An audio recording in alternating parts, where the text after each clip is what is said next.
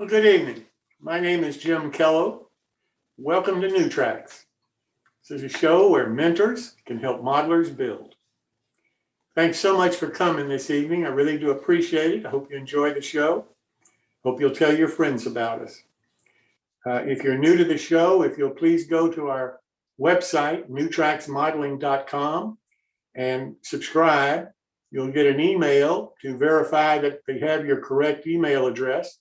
And if you'll confirm that that's your email, then you'll get all of the future notices about the shows and who's going to be on it and what's going to be happening.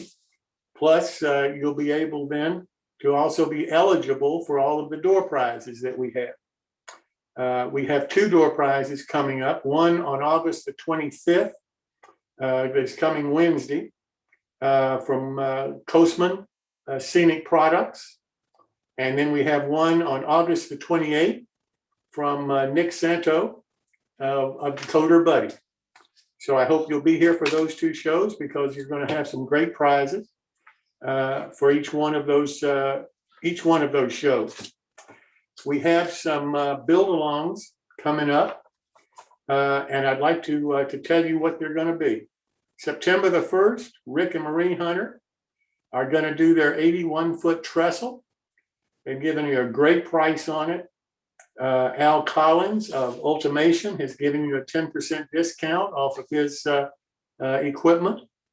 And this is the second time that Hunter Line and Rick and Marie have been on the show. And I really do appreciate them wanting to come back and do this trestle.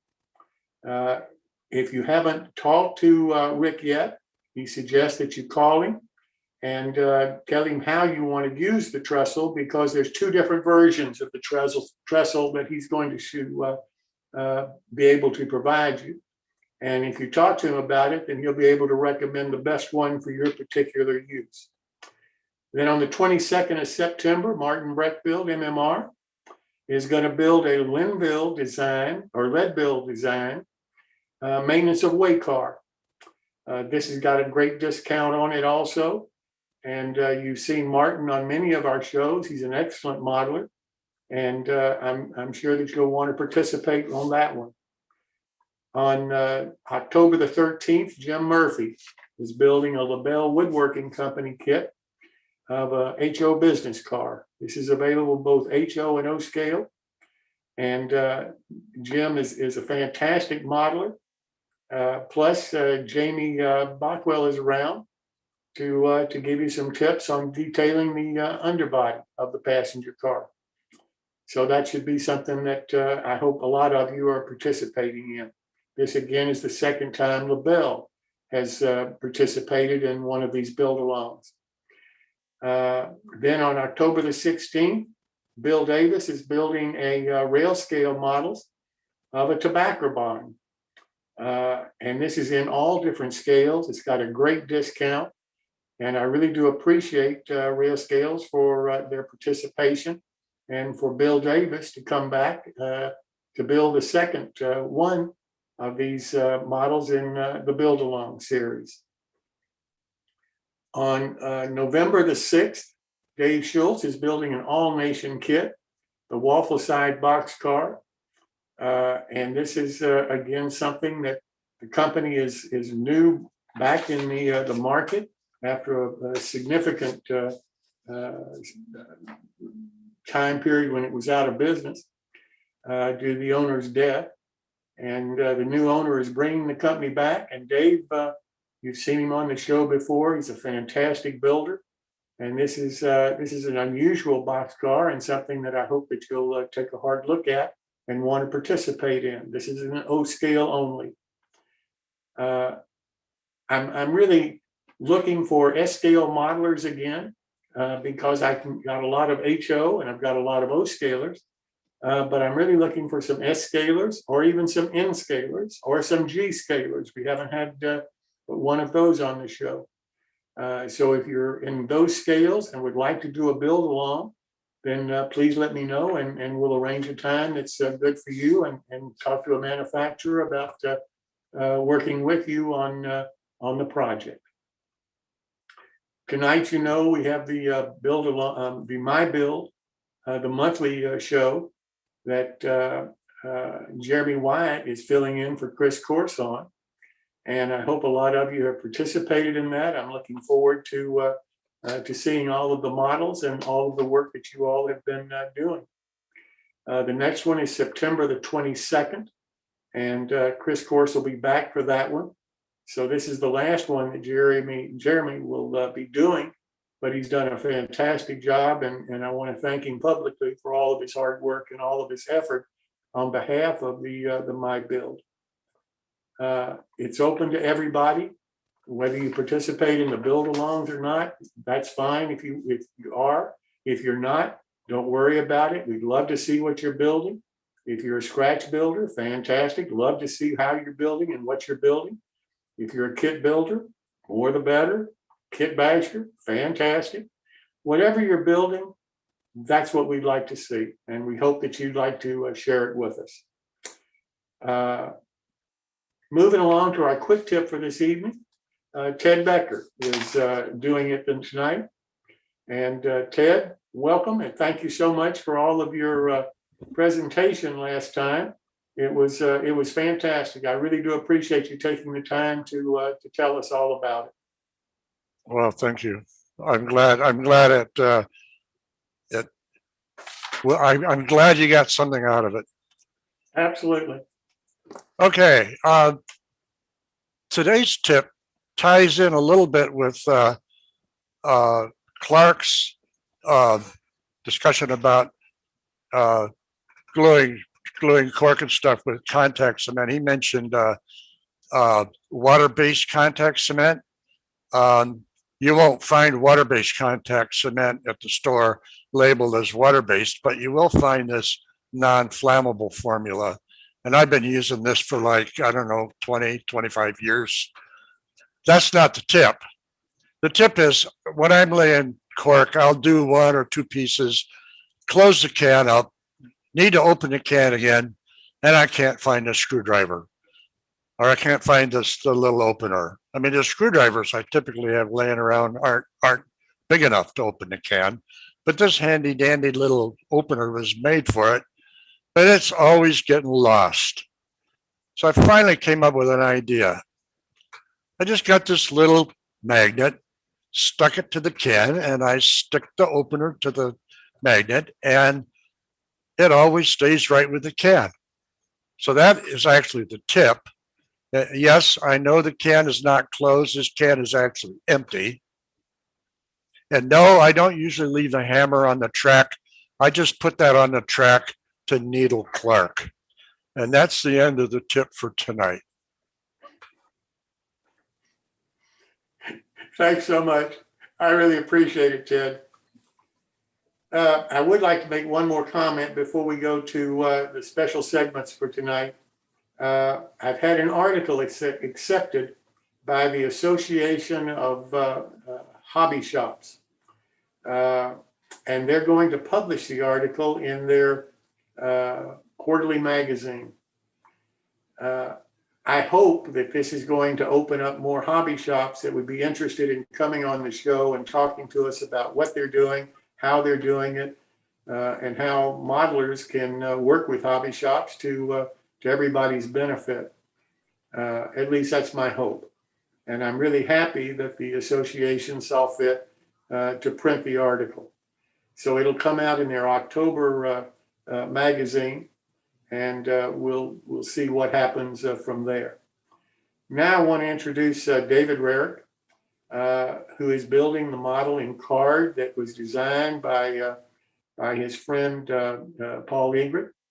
And I really do appreciate, David, you taking all the time and effort in doing this card modeling. I'm a real advocate about card modeling and the capabilities that this gives model railroaders, because it reduces the cost significantly for a lot of structures, and it doesn't require a lot of tools. And you can, it's a great way to learn model building, in my opinion, because if you make a mistake, you can easily correct it by just printing out a new copy of whatever you need to redo the model. So Dave, thanks so much for doing this. Oh, good evening, Jim. This is going to be the last session. This is number 5.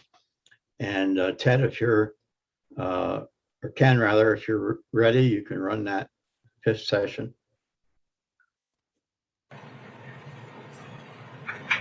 Okay, we're starting on session 5 of Build Along on the Agri Engine House.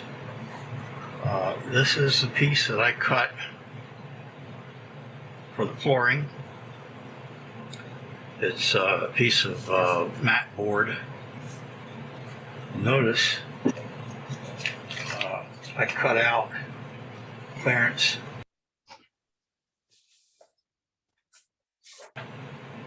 and left the tab stick out through the doorway. So what we're going to do is we're going to glue this all together. Got my bottle of tacky glue here and just make a bead along this bottom flange. Takes a little while for the glue to get down here. It is really thick. Okay, here I'm making a bead along this glue tab on the bottom. By the way, I have previously checked to make sure this fits inside of the walls.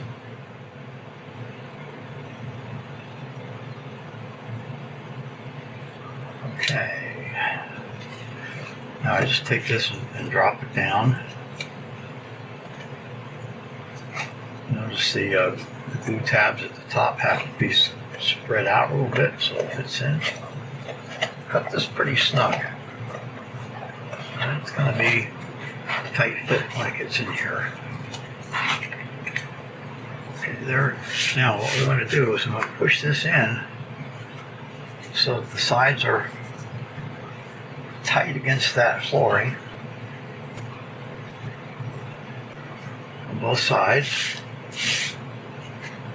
Push it in, press it down, and hold it momentarily while the tacky glue sets.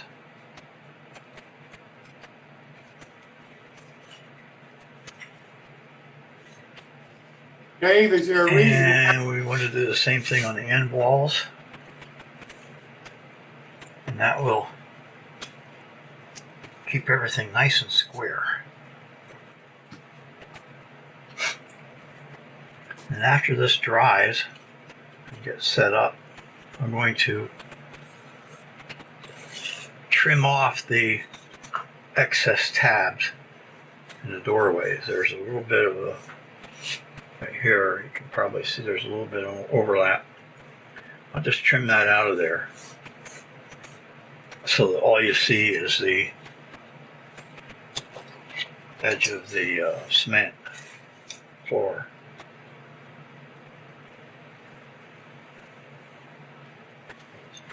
Got a question, Jim? Dave, is there a reason why you raised the floor? I needed to put something in the bottom to brace it. And I mean, instead of putting it just at the very bottom of the building, I mean, you raised it up a little bit. well, I suppose you could, but this way it acts as a brace because those sidewalls go against the floor. I got you. Sidewalls. I got you. Thank you. If you had it on the bottom there, all you would be relying on is, you know, the sidewall sitting on top of the floor and trying to get it straight and even and true. Right. Be a lot more difficult. Right. Got you.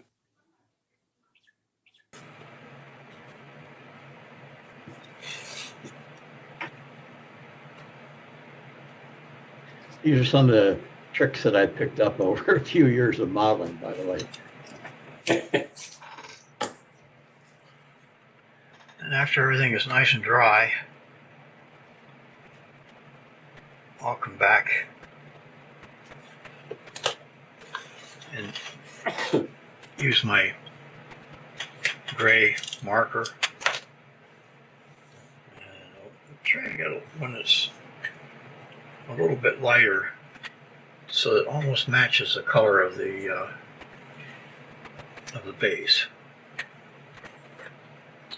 Now at this point if I was going to put tracks in here, I think the way that would work, if you make the floor the right thickness, it's like right at the ties.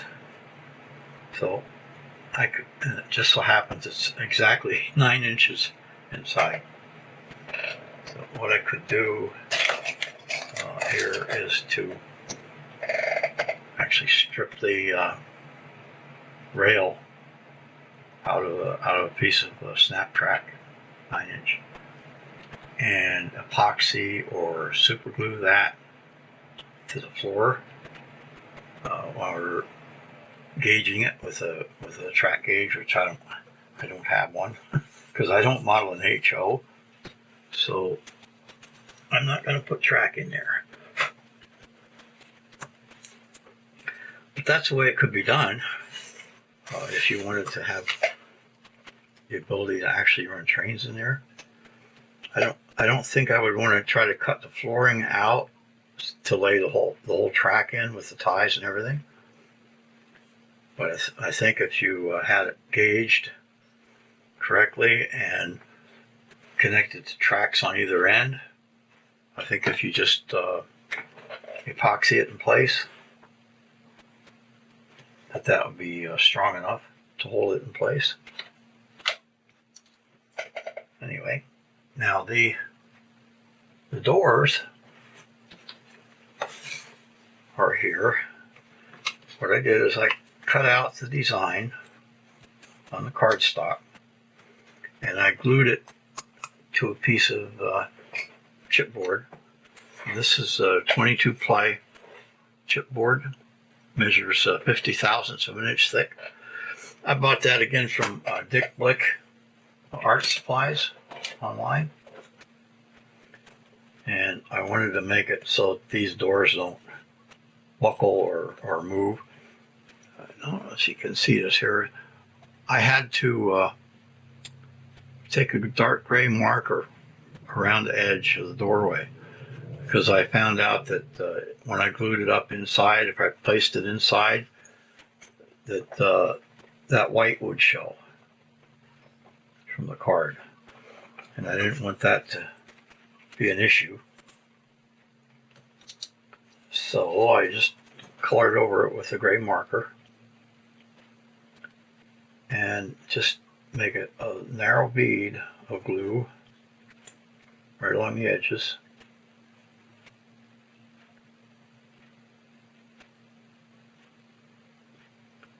Doesn't take much.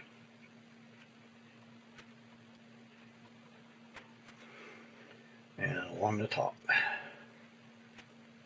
By the way, this tacking glue dries clear. So if it happens to get a little squeeze out, you'll never see it. And the end behind the opening.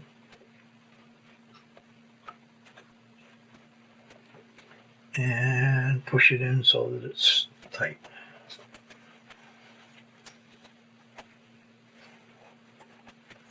And that's all there is to the door. I put 2 layers of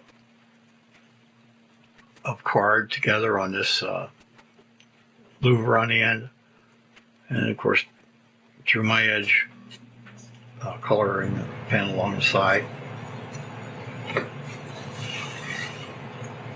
so that it would raise those louvers out, make them stand out a little bit more.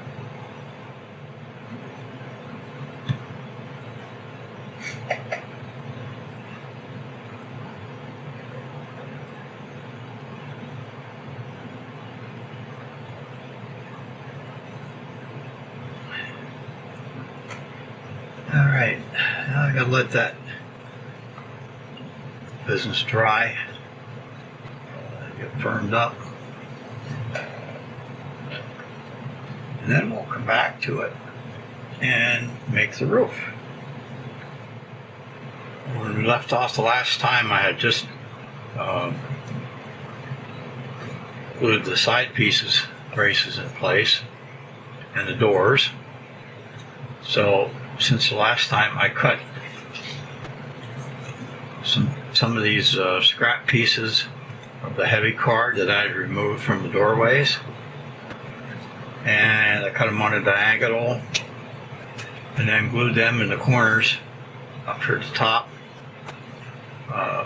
Glued them in place with tacky glue to form braces to keep the top structure square. Then what I did is I measured the size of the top, and I'm taking a little different approach on this building than I have on many of my other ones in the past, in that I've cut a sub roof out of a piece of 22 ply chipboard that I found, and then I edged along the ends and the edges with a I think this is a white acrylic ink, but it soaks into the card nicely. I'm going to just glue this on top flush with the sides. The reason I painted it white because I want it to look like a piece of trim along the top of the walls. And I cut out 3 pieces of the roofing. Remember I said about having multiple copies? Okay, well, one of them I scored along the center and folded it into a tent shape. And the other one I scored and folded it the opposite way. So what I'm going to do is I'm going to laminate these two together with my glue stick. And then once that's dry, I'm going to place that, glue that down over top of the subwall. And then the final piece here is this. I cut another roof piece. It's a shame Paul didn't make this as a separate drawing item because I wouldn't have to cut the whole thing. But what it is, I cut this to form the ridge cap. And again, edged along the sides of it with a gray marker so that you don't see the white cut line. So here's the finished model. You can see where I have that white strip along the top there to act as what looks like a trim on the siding. It's actually the subroof. Pretty hard to see on the sides. The 2 roof halves that I glued together with the stick glue did tend to curl, warp a little bit from the moisture, and so I decided that probably I should glue them to the subroof using the same solvent-based contact cement. This is a product made by Beacon, and I bought it from Dick Blick online artist supplies. Kind of expensive, so I only use it sparingly.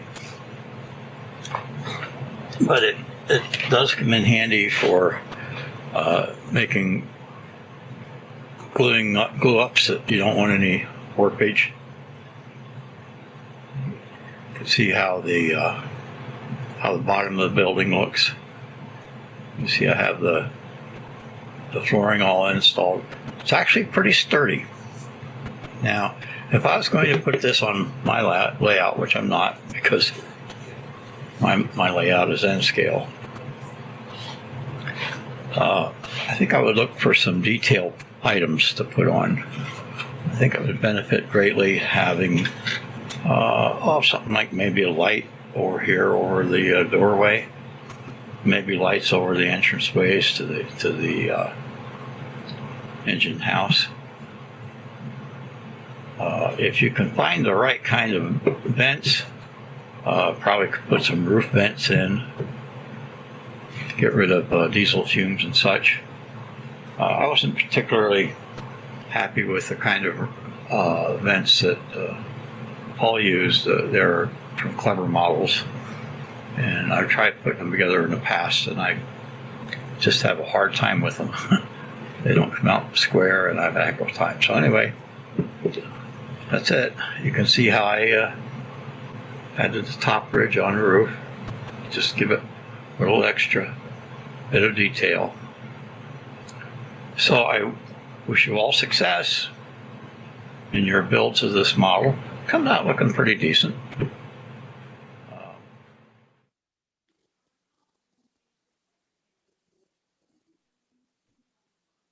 Okay, any questions? I'm really impressed, Dave.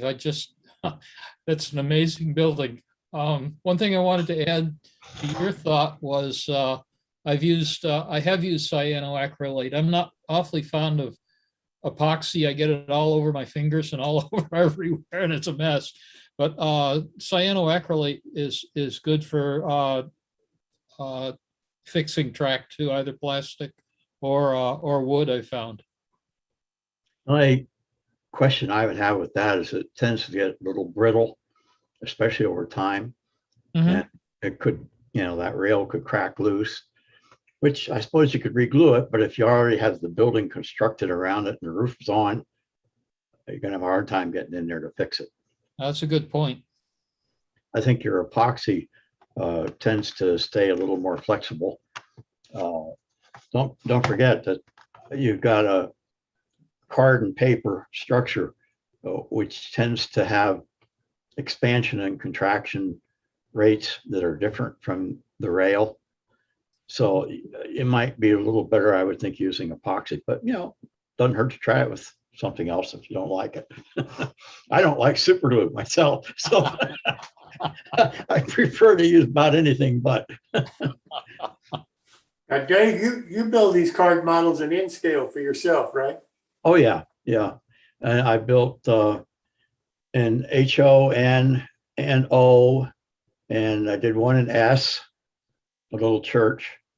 And I've actually printed some up that are very small scale, like, maybe about T scale, 1/450th or something like that. You have to make some adjustments on your paper thickness because you get in the real small ones. You can't print them on heavy paper. It's got to be printed on the light stuff. Yeah. Well, I really do appreciate you doing this. Excuse me, go ahead.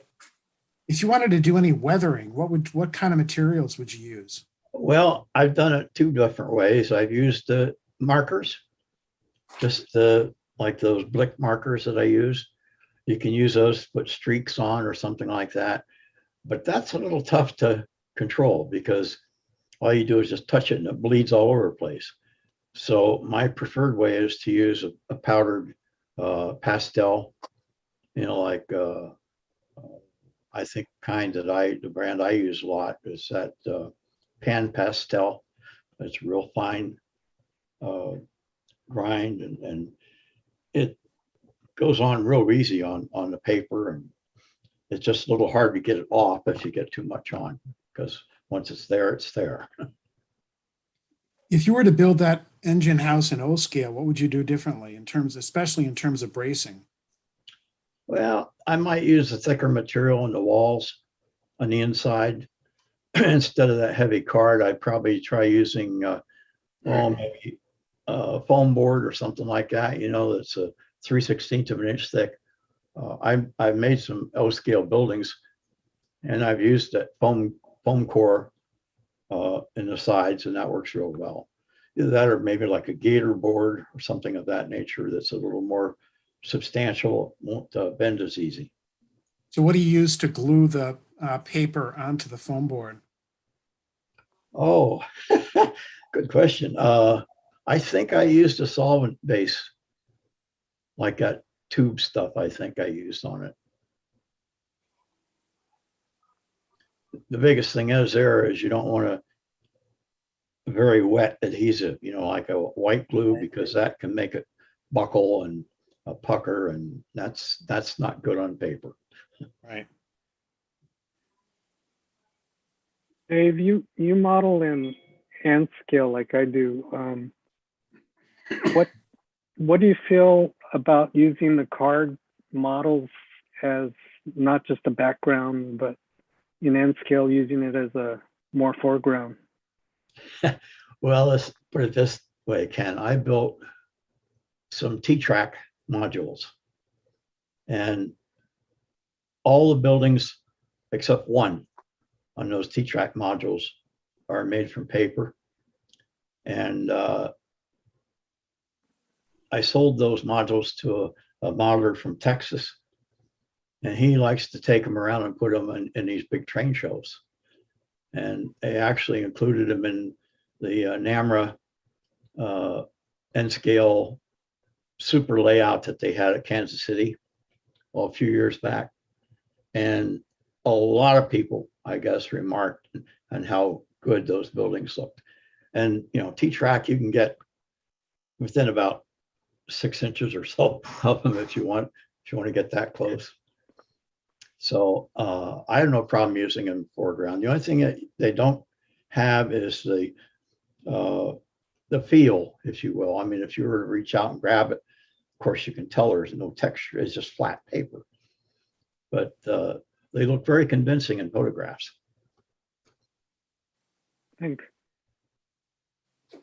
Dave, thanks so much again. I really do appreciate it. And Thank you, Jim. can't thank you enough for sharing your talent with us.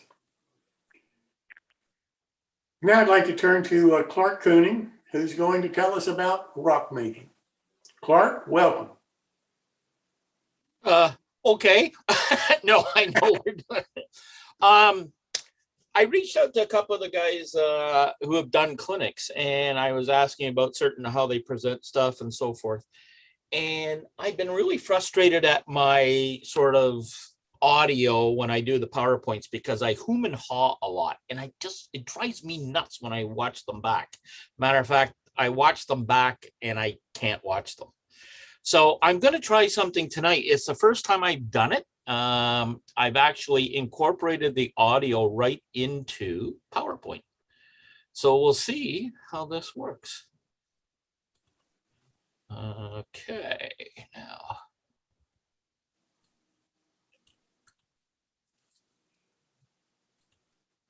Hey, it's Introduction to Plaster Rockwork by Clark Kooning. Everybody hear that? Hi, I'm Clark Kooning, MMR 225. As you can see by my list, Yeah, I've been but heavily we're not involved seeing in any the images. array, which I truly love. Okay, hold on then. Let's see. Why not?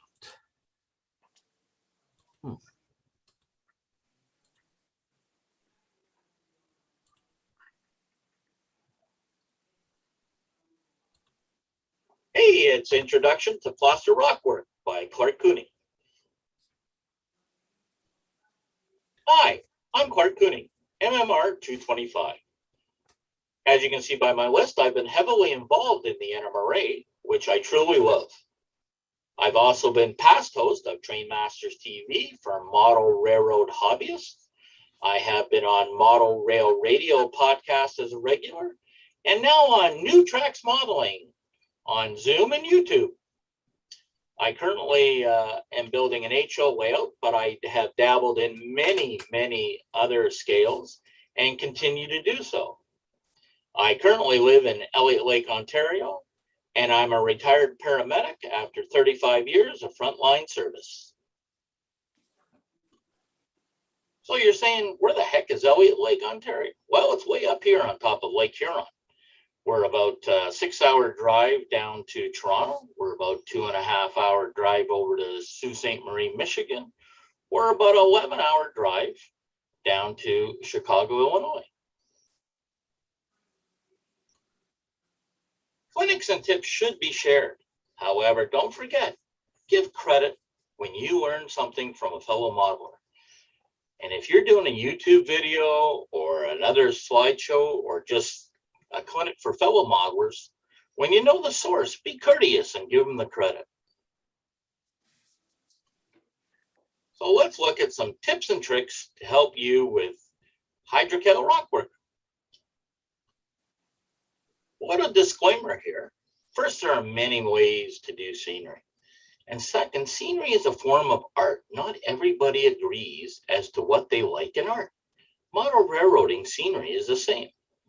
So when I say in this video or this clinic, you should do this, take it as a suggestion, not an ultimatum.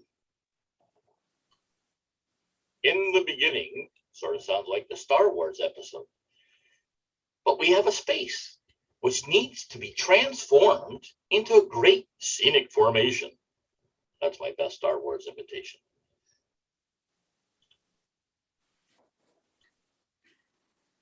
So after doing some basic scenic formation and putting down some plaster, and with a little bit more work with rock molds, woo, we have a great scenic feature on our layout. By adding in the elements of the model railroad, we can really make this scene jump to life. So, part is to start off with a blank canvas.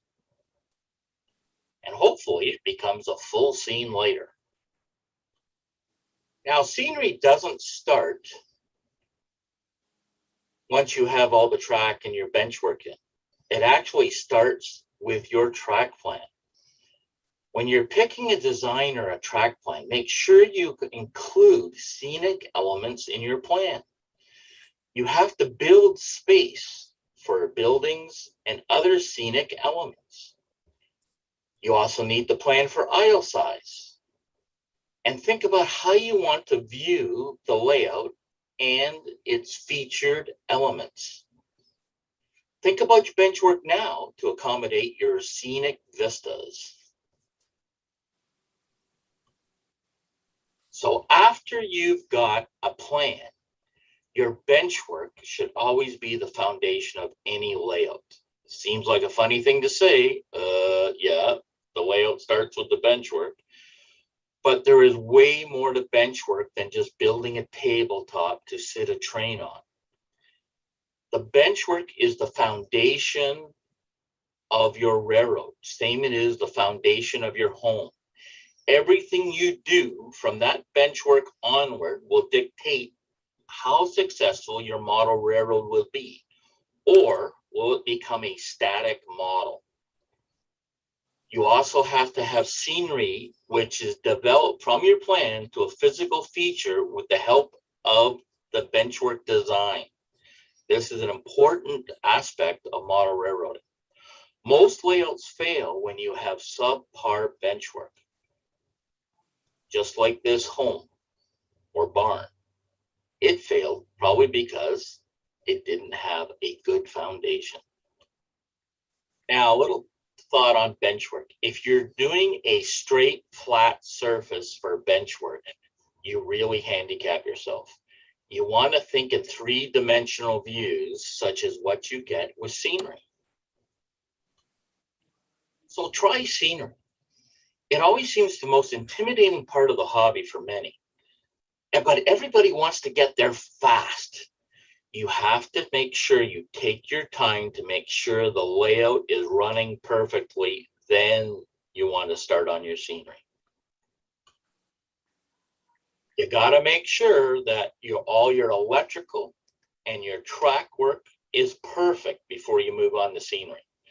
Otherwise, you're just handcuffing yourself right from the start. So like I said right at the beginning, the heavy lifting is the bench work. So here's a couple of examples of some bench work, and then we're going to see how it develops into scenery.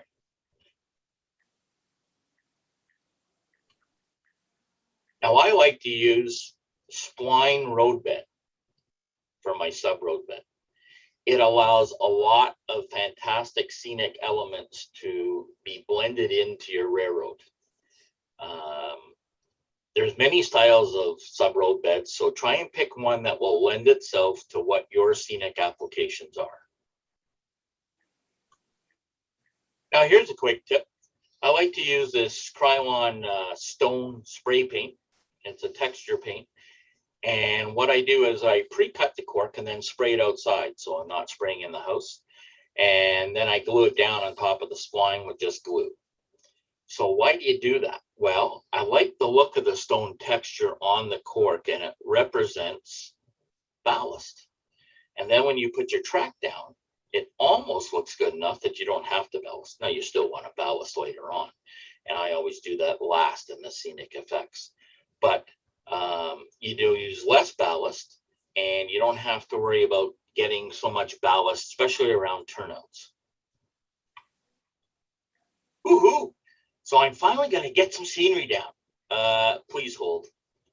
And the reason why I say that, a lot of people want to get to that scenery stage before they really got into that stage. Where you want to do scenery is after you've really got all your track work bulletproof. All your electrical work is in on the layout, and you've test run the layout for 3 months and have had no problems. You haven't had any track issues. You haven't had any electrical issues. Then you may want to proceed to scenery. Be patient. Remember, we're building a home, so to speak, in a layout version. We want to have our foundations perfect. We want to have our track work perfect. We want to have all our electrical issues or elements perfect. Patience. So patience is your friend, as I said earlier.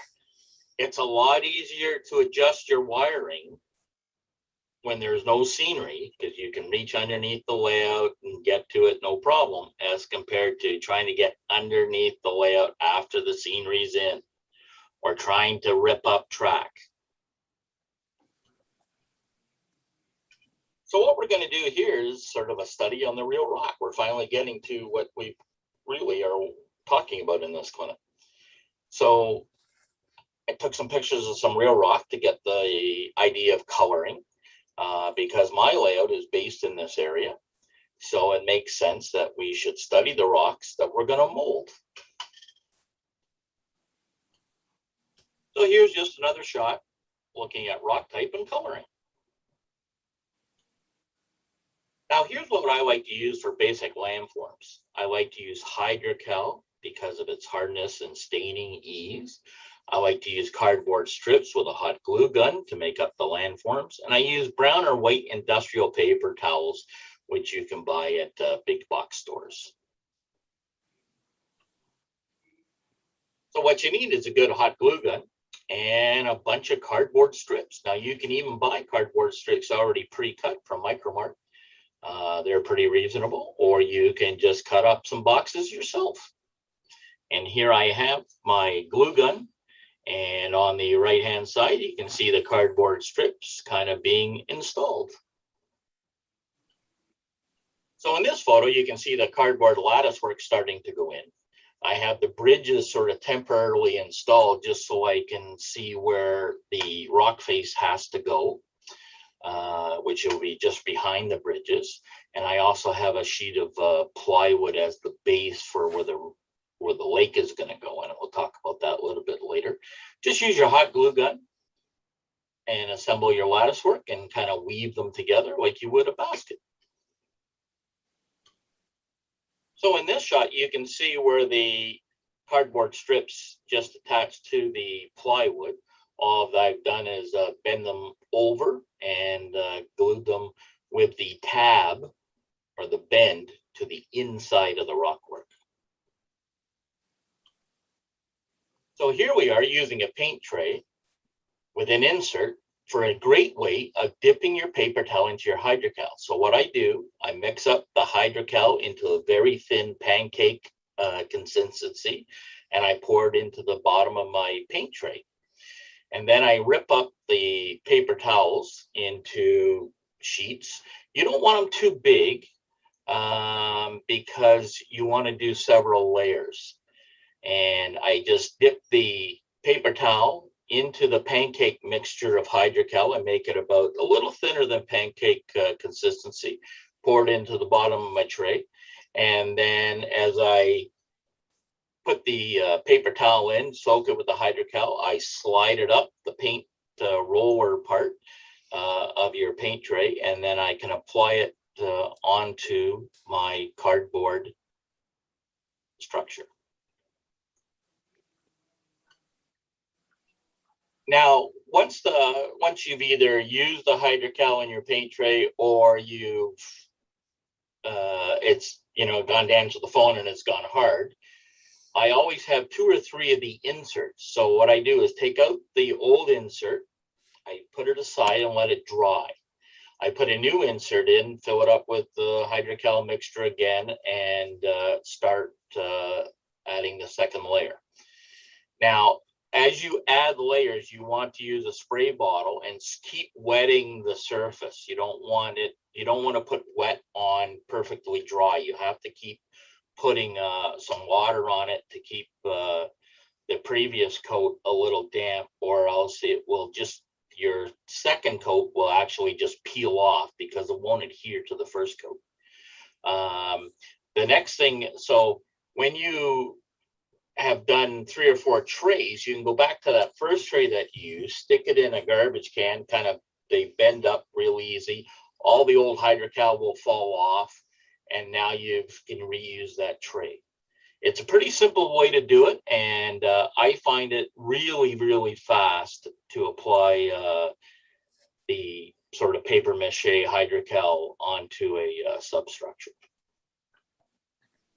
Now, a lot of people say, hey, Clark, can't we use plaster cloth? Sure you can, but I wouldn't use it in large areas because it's just so expensive that you can use your paper mache method and cover a large area for very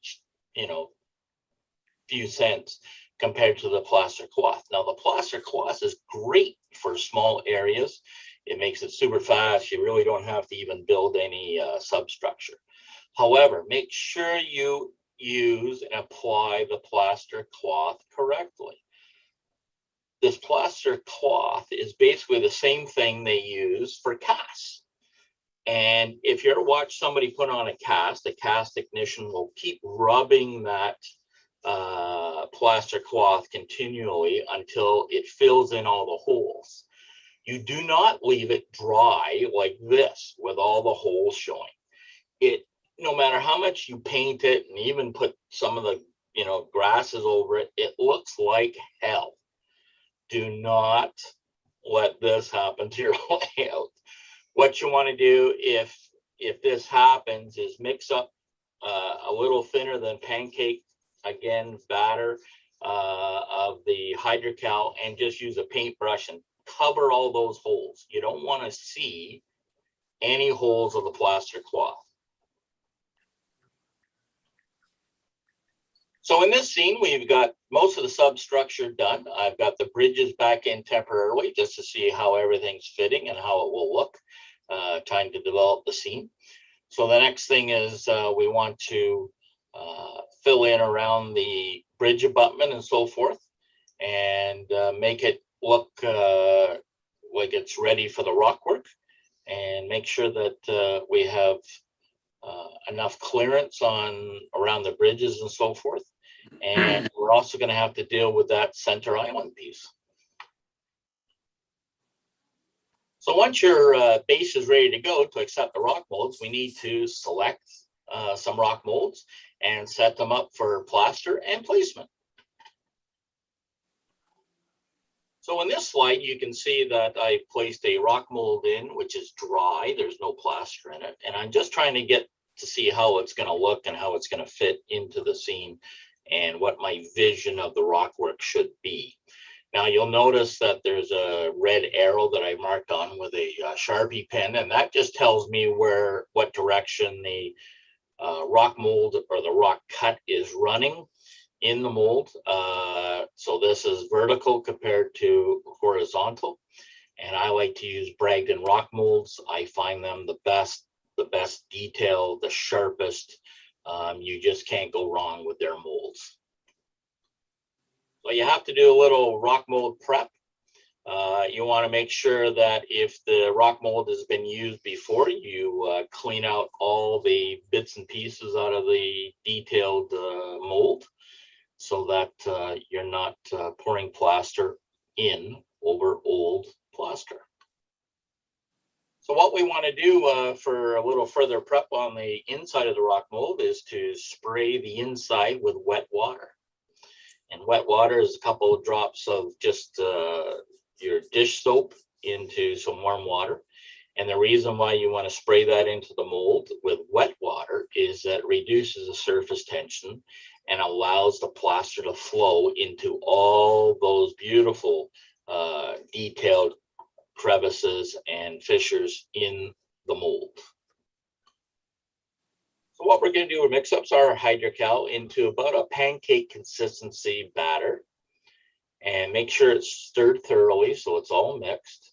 And then we're going to pour the plaster into our mold and make sure you have enough plaster to fill that mold.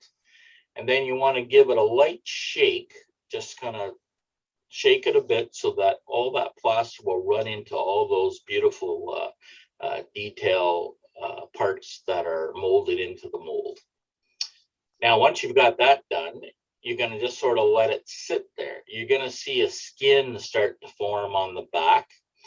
As you do, you want to kind of lift from each side a little bit and bend the mold. And if you see sort of laugh lines, little cracks develop, and when you relax the mold, it doesn't fill back in, then it's time to place it onto your substructure. So as you can see in this shot, I usually have the mold right in front where I want to put it. Sometimes that's difficult because of the where you're gonna locate it, but have it very close to your workbench on maybe a cart or something.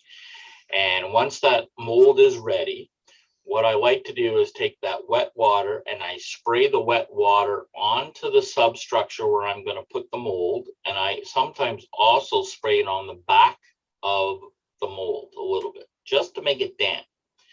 And then I fold that from the bottom upwards. I fold that mold onto the substructure and hold it there for 2 or 3 minutes until you can feel like you can release it. Now, one of the things you want to make sure you're doing is slightly overlapping each mold to the previous mold. So here's an example where I overlap the mold and just slightly, and it's hardening.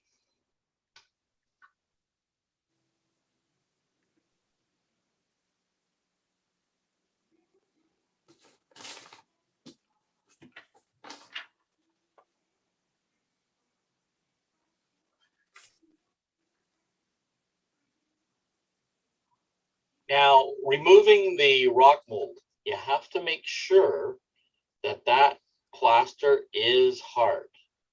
All right, you'll feel the heat if you put your hand on one of these molds as it's curing. You'll feel the heat given off by the hydrocal, and when it starts to cool off, it's usually getting ready that you could peel it off. Now, the real trick that I like to use is sort of the suction cup trick. Is when you start to peel it off and there's no sound to it, it just comes off, it's not ready. So just pick up a little corner, pull it, and if you hear that sort of suction cup, like, oh man, it's really stuck on there, it's probably ready to be pulled off.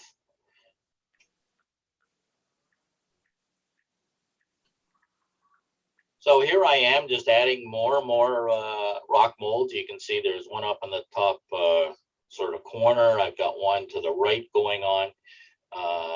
You just keep adding and adding and adding until you've filled in your whole surface.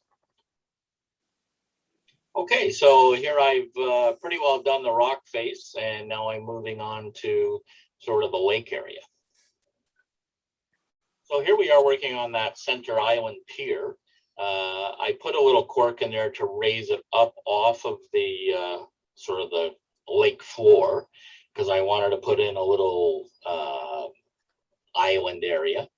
And so what I've also done in the second photo, you can see I put some paper towels soaked in plaster around it to make the pier formation.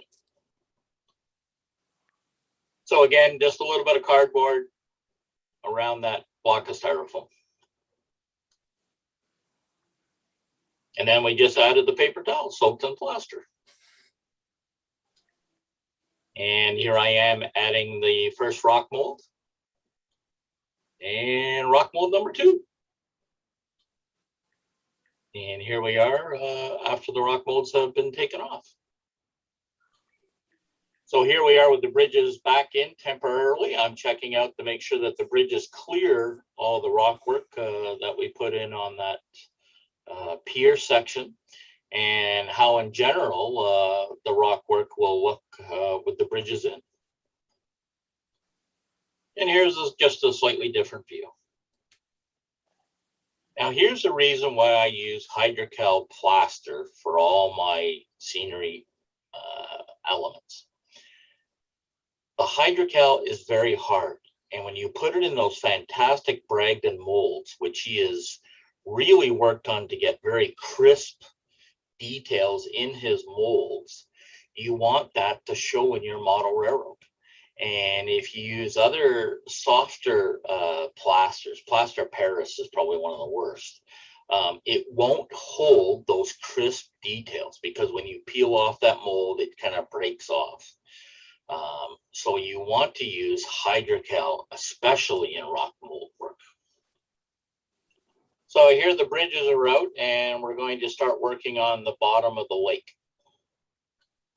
So in this shot, you want to pour in a whole bunch of soupy mixture of hydrocal and let it find its own level. Now I kind of spread it out with a brush, and I also make sure that the hydrocal goes right into the base of that rock work that we've done.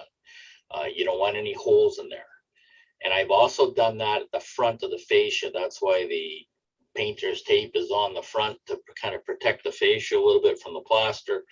And I make sure that there's no holes between that fascia and the lake per se, so that when we add our water, it doesn't leak onto the floor. Now, sometimes I'll repeat the whole process and put another thin layer of plaster in, just to make sure I've got all those holes. And I get a flat bottom to the lake. Now, the other thing is, if you're using styrofoam as a lake bottom, boy, it's so important to make sure you double up on that hydrocal.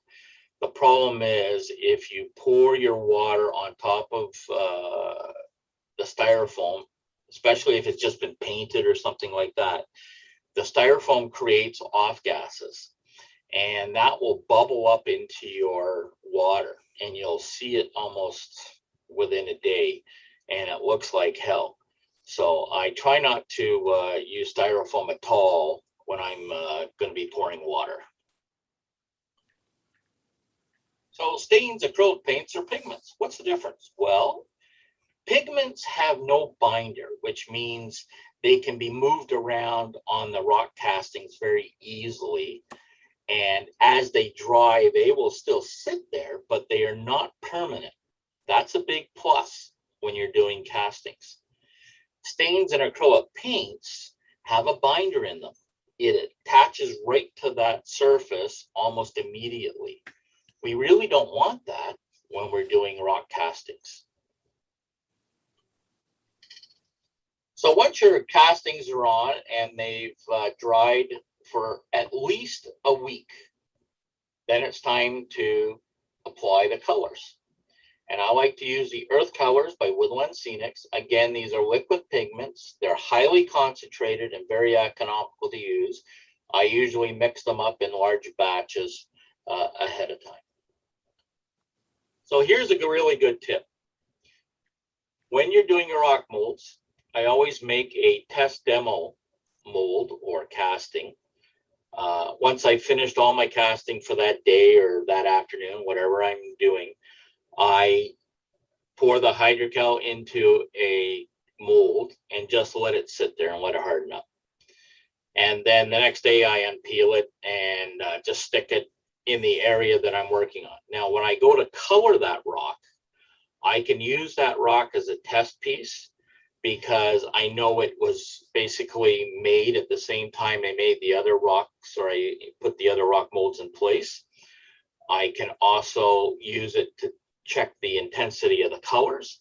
And if I have to remix, I can check the intensity again against the previous batch.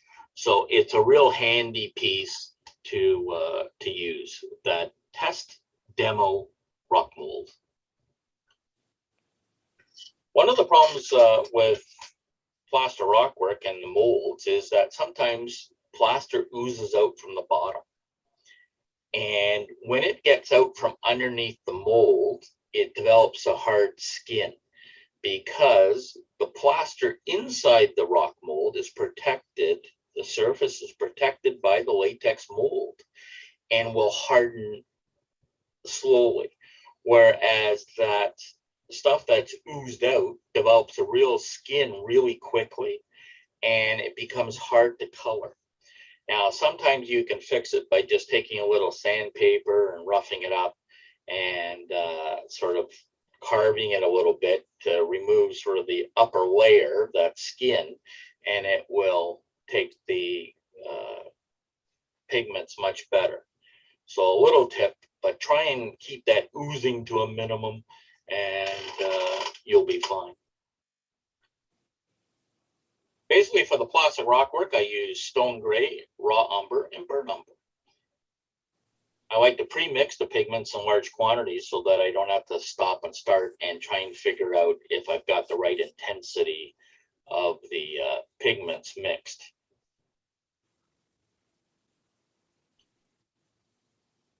Now, for applying the pigments, I don't use a brush per se. I use sponges.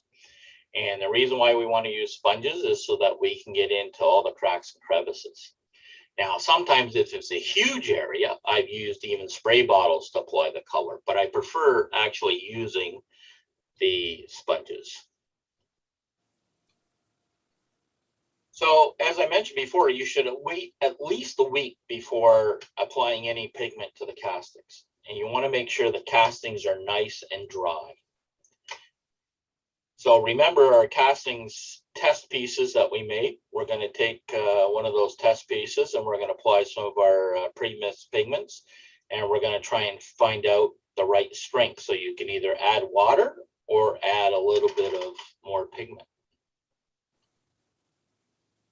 So here again, we're just testing the two colors of pigment. In this case, the stone gray and some of the burnt umber. Now, one of the things we don't do is paint the rock work. We don't take a brush or that sponge and paint the rock work. What we like to do is actually dab the sponge onto the rock work. So just like the Flintstones, yabba dabba dabba do. Ha, okay. Some people call this the leopard method. You're just going to apply random colors to different areas of the rock. Now, you can also highlight certain features of the rock casting by putting one color in one area. So here we are going to color our rock work. Now, order of staining colors is really a preference. However, I will tell you, the first color that you put on becomes the predominant color of that area. The reason is that the pigment will soak into that plaster and act as a buffer for the next coat. The next coat will not soak in, or the next color will not soak in as deeply as that first color. So what you want to do maybe is pick out some rock, highlight it with one color. You can see in the upper left, I've got a lot of brown rock, and then down on the lower section, lower right, I've got some brown rock. And I did that first, and then I filled in with the stone gray.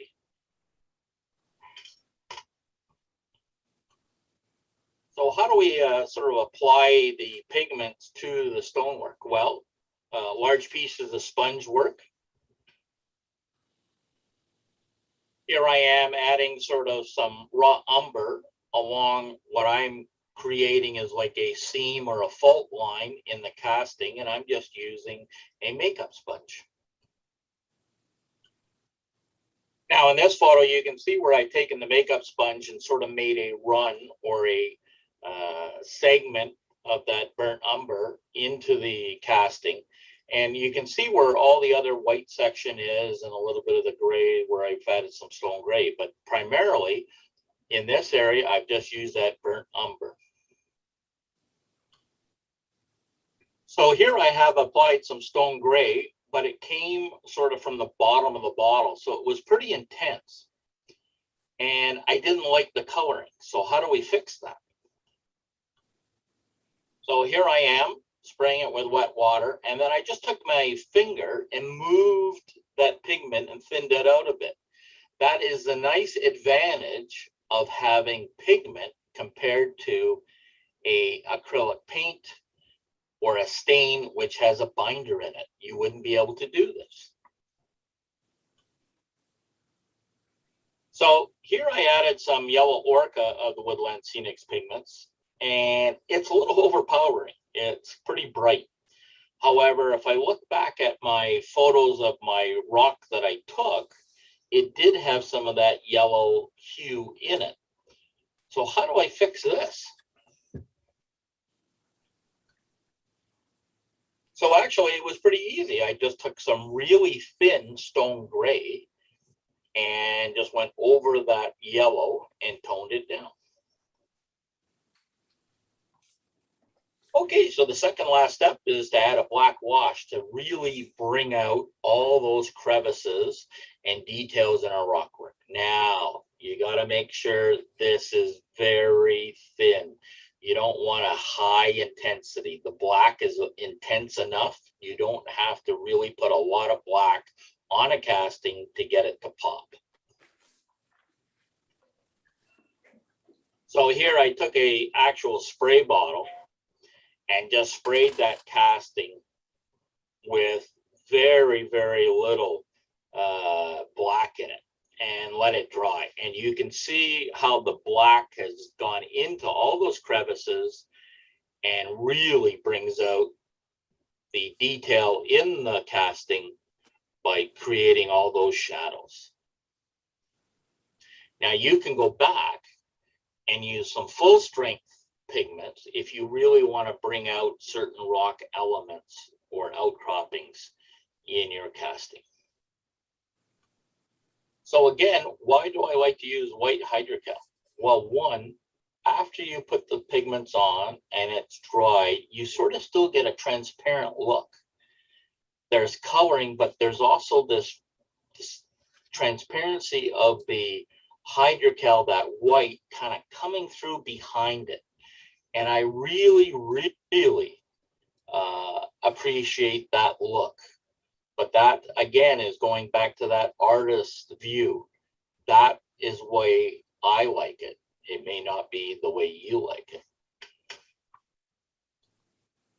Now, once it's dry, you can go in, and I do this quite often. I'll take a sharp point of the sponge brush, and I'll use some full strength burnt umber, and I'll just get it on the edge of that brush, and I will start in one of those cracks, and I will kind of roll the brush along the fault line and push that into that fault line.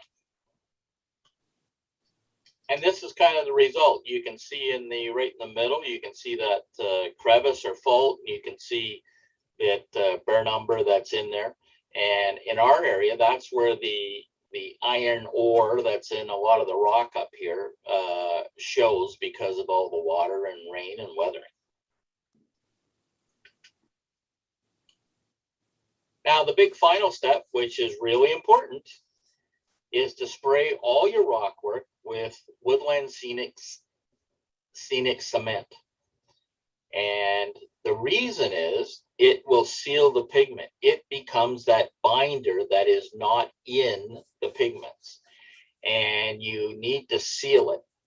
So you just take this with a spray bottle, spray it all over the rock. It will dry permanently clear. There's no gloss to it, and it will seal the rock work. And it will also help it from not fading over time due to UV light. So let's have a little comparison. How did we do? Well, there's the real rock, and then there's our plastic rock casting, all done in Woodland Scenic pigments. I say it came out pretty close. Okay, so here's all the rock work behind the bridge and into the lake area. All done basically the same method, only in place. Now, I don't want to get too much into doing water because that was not really the purpose of this video. It was the rock work. But basically, I start off painting around the rock work with kind of a sand color. And then I airbrush a green over that sand. And I don't want any straight lines. I want it to look natural, like the sand is drifted out into the water. So along the shore here, I've added a whole bunch of rock that has fallen off the main rock face. I've added some trees and stumps in the water. Along in the upper left, I added a little bulrush and so forth. And then once the water was poured, you can see the beautiful reflection I got with the deep pour water from Woodland Scenics. Well, here we are with a finished scene in HO. As you can see, I've added some trees, I've added some ripples to the water effect. I've added some canoers, people, and a boat, and even more of a sandbar that's coming out where the canoers are landing. And in this photo, obviously the bridges have been fully installed, and the BN lease unit runs by some summer happy campers, hopefully post-pandemic. Well, that's it for this presentation. So I hope you give some plaster rock work a try. And don't forget, way back when you're doing track planning and your bench work, that's the time to think about scenery. So that's it for now. If you have any questions, I'll be happy to answer them once we end the slide program.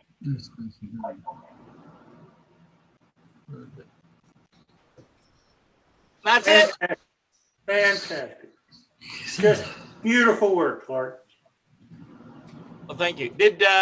Is anybody and first of all, was the audio much better instead of me going whom and ha all the time? I don't know. You got to work on your pronunciation. Well, it's all Canadian.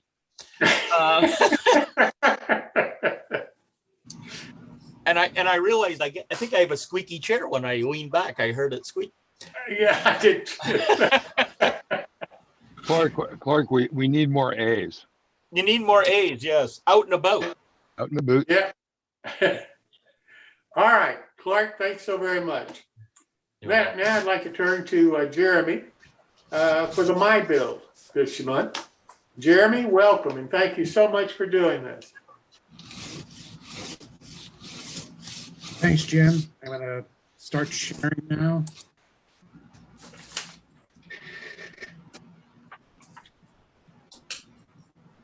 I'm hoping you can see that now. Yes. Yes. 10 modelers that'll be showing their work today.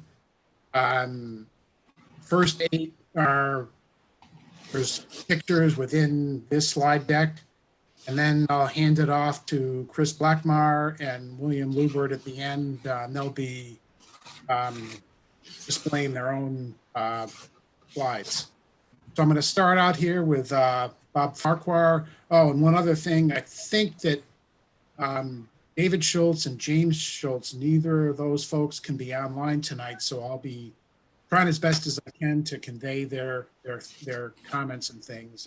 Everyone else I'm hoping is online now, but we're going to start with Bob Farquhar, and I thought what Bob did was great because he's basically starting up where he left off last month with this particular building. So I think this looks great, and take it away, Bob. All righty. Yeah, this one was about a month ago. That's when I first started. Okay, the next one. Yeah, this one pretty much is almost done. I have to do with finish the roofs up in here. These roofs, and no more. Another sign go up on the top in here. But other than that, this is pretty much almost done. And the next one, this is a view from the right-hand side. And since then, I've corrected this pipe going from the gas meter. There's crooked here, but straightened that up. And you can see where the that roof piece is, included in permanently. These two are going to be loose. So, and this one here comes off too, so you can see the detail inside.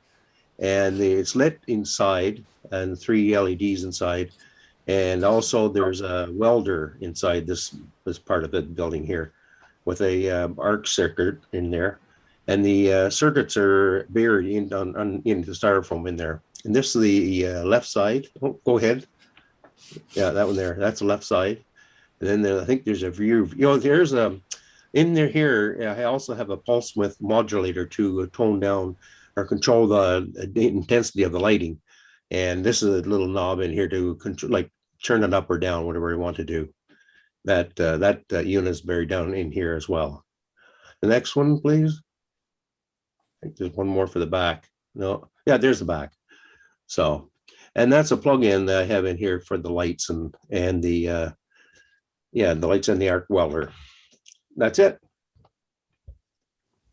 So Bob, is this just a standalone diorama, or is this going to be part? Yeah, just standalone. Okay. So then you, for that pulse width modulation, you just have a 12-volt supply or something like Yeah, that? it is a 12-volt supply coming in with a wall wart. And actually, I got it in the bag right here. And it plugs into this on the little jack at the very back there. And it goes through the pulse width modulator, so I can control the intensity of the lighting. And also that voltage for the lighting and with the voltage required for the arc welder, it's in the right range there too. So 2 in 1. Since this sent this to Jeremy a couple days ago, I finished the roofs and add more detail and stuff too. Yeah. Okay, I did have a quick question on the back here on this view. On the right side, that corrugated roofing, is that a paper corrugated roofing or is it metal, and what was used to do the coloring? So that is the real corrugated roofing, and I do like a brown. Yeah, there you go. It's a spray, the primer color. Then I use chalks over top of that. These other ones, all these other roofs, this is like the kit provides the board, and then you have to attach every one of these ribs of a 1x3 HO scale ribs in there. So it took a bit of time to do all the roofs. And it's also named Cassidy Boat Works. So how did you do your water? Oh, that was another story. I did my tape along the sides on this. First I did a scrap piece of styrofoam, and I did a test with a gloss medium. I haven't used a gloss medium, but generally use a heavy gloss medium. And but I wanted more smoother water type of thing. So I tried a gloss medium this time. And I tested first and left it for 4 hours, and it was perfect. It's exactly what I wanted. I put the tape around the edges in here. I put about 3 layers of tape along the edge and poured all the water in. And then I had to set the building and the piers into the water and the raft and so on, and the boats. And I did all that. And after about 4 hours, everything was good. I went to bed, came out the next morning, and it was all over my table. All of it leaked out. And there's a very, very thin layer left right now. This is what was left, just a very, very skim layer. And I thought, okay, that looks okay. So, yeah. So when you say gloss medium, that's gloss medium Mod Podge? No, my Mod Podge I was going to use, it was too old. And the test piece I used on that with that, it turned yellow. So I went and brought a brand new jar or little bottle of it. It's called gloss medium by Liquindex, I think is the name of the manufacturer. Okay, great, thanks. Any other questions for Bob? Okay, thanks very much, Todd. That was great. Okay. To Patrick.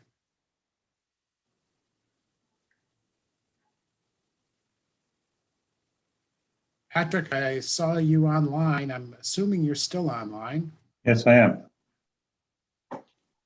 I'm still here. Okay, we can hear you. Okay. The building itself is completely scratch built. The track work inside the mill, where the carriage runs back and forth, that there is all scratch built. That there is a kit in 3D that was built. There was a double head saw here. That was a kit in 3D. And this over here is part of the cutoff saw system. That was part of that was a kit form too. And this here is a metal casting of a electric motor and winch system, which I applied to a scratch built this here where the logs were drawn in from outside. And this here is the area where they pile I built that also since then. Pile of lumber that's been cut and finished. This here is a cutoff saw down here. You'll see more pictures of it later on. Next picture. That's another view from, you get a better picture of the cut saw here. And you also get a better view of your double head saw. One thing I found about putting these 3D kits together, very delicate, but when you're finished, it really turns out to be a nice kit built. Who makes those kits? Go ahead, Jim. Who makes those kits? They were produced by a fellow in Quebec. Okay, I don't know the gentleman's name, but he. I know who you. Yeah. Yeah, Pardon me? I know who you mean. He's really talented guy. Yes. And he advertises on Shapeways. Yeah. And you'll be able to see it there if you want. Go ahead, next picture. Now this here item is where the logs are drawn in. This is where they're passed down on the headrails to go to your carriage. They roll down in these here round shaped hooks. I scratch built all of that so that it represents holding the logs back.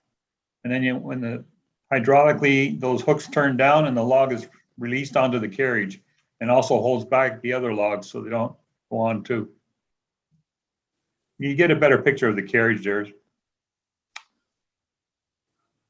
Go ahead. Now, there's a much better picture of your double head saw.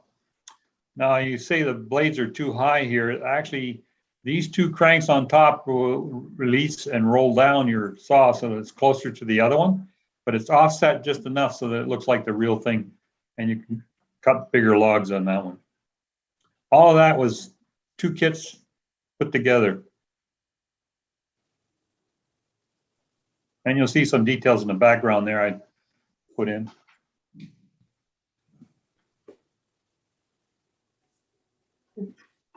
I don't know, is any questions on that as we go along? I did. What are the hooks that you made there made of, or how did you make those? Oh, the ones that hold the logs back? Yeah. I cut them out of plastic, and I drilled holes through the log bunks and pushed a rod through the plastic hooks all the way along. It just represents. I'm sorry, is it just all plastic then? Yeah, just the hooks and the rod going through. Okay. The rail is N scale rail. That's on the log bunks, and that's wood too. So is this model, is this O scale or? This is O scale. Okay. Yep. And where do you get the figures? The figures are just a mixture of ones I picked up here and there. Some are prizers, some are other manufacturers. I couldn't tell you. Woodland Scenics. I'll take and readjust the figure the way I like it and paint it myself. Those were unpainted when I got them.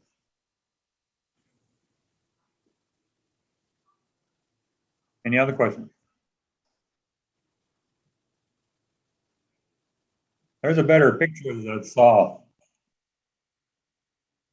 These 3 rollers at the top come down and touch the lumber and pull it through on the rolls. That's usually the way it works.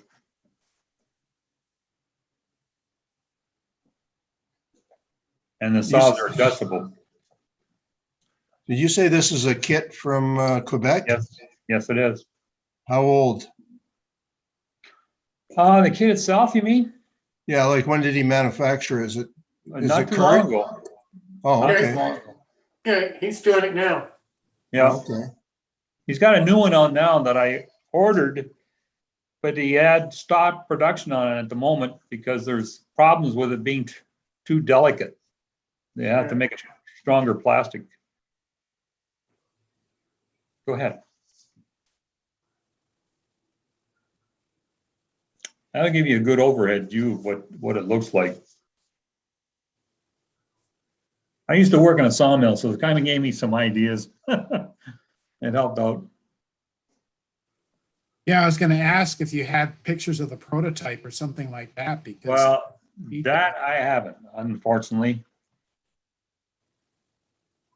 I've worked there. I know what it looked like, what I had to work with, and at the time. So I kind of used that in my memory to put this together.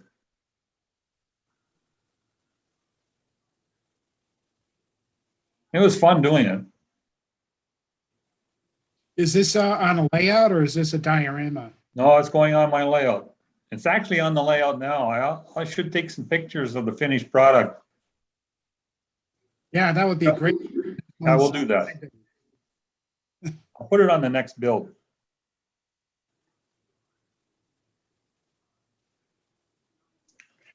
There's a good picture. I'm sorry.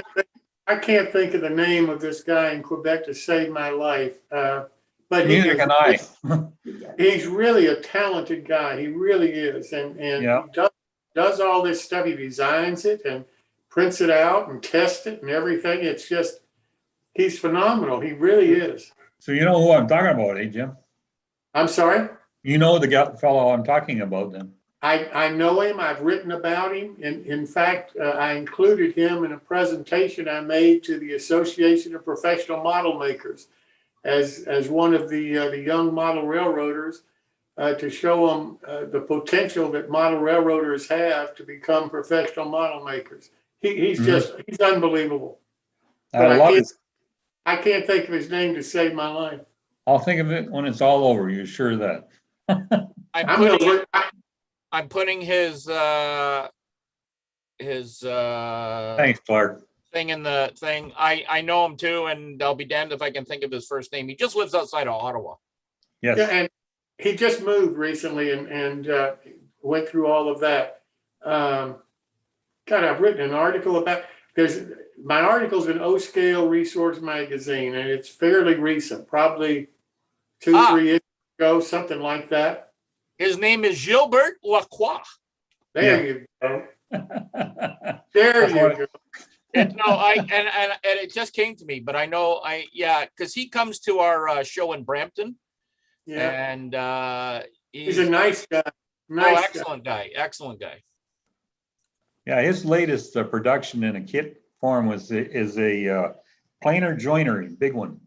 Yeah. And I ordered it, and it was supposed to come, and he stopped production on because he had some problems with it. But anyway, I'll get it when it's done. But all of that you see there, the building itself, the flooring, that deck with the guys walking on at the bottom on the right-hand side, the guy standing at the chop saw, most of that was scratch built. It's beautiful. Thank you. Just beautiful. Thank you. I want to see the N scale one. I know. Go right ahead. I know. I want to have a hard time. Just get the N scale, kid. Clark, I want to see you build the N scale. Oh no. I'll tell you, those kits are very finely detailed, and you'll never get anything else in plastic as fine as those things can do. Yeah. I enjoyed putting it together immensely. I gave one kit, a log turner, over to a friend of mine to build an HO. And he said he hated putting it together because every piece was so delicate. When you moved it or cut it off, it would break off. Yeah. And you had to use crazy glue to put it back together again. So. Yeah. Well, Patrick, I thought this is a fantastic model. I look forward to seeing this model in place on your layout. Looks really good. Thanks, Jeremy. So if there's no other questions, we're going to move on to John Garrity. Was it good? No.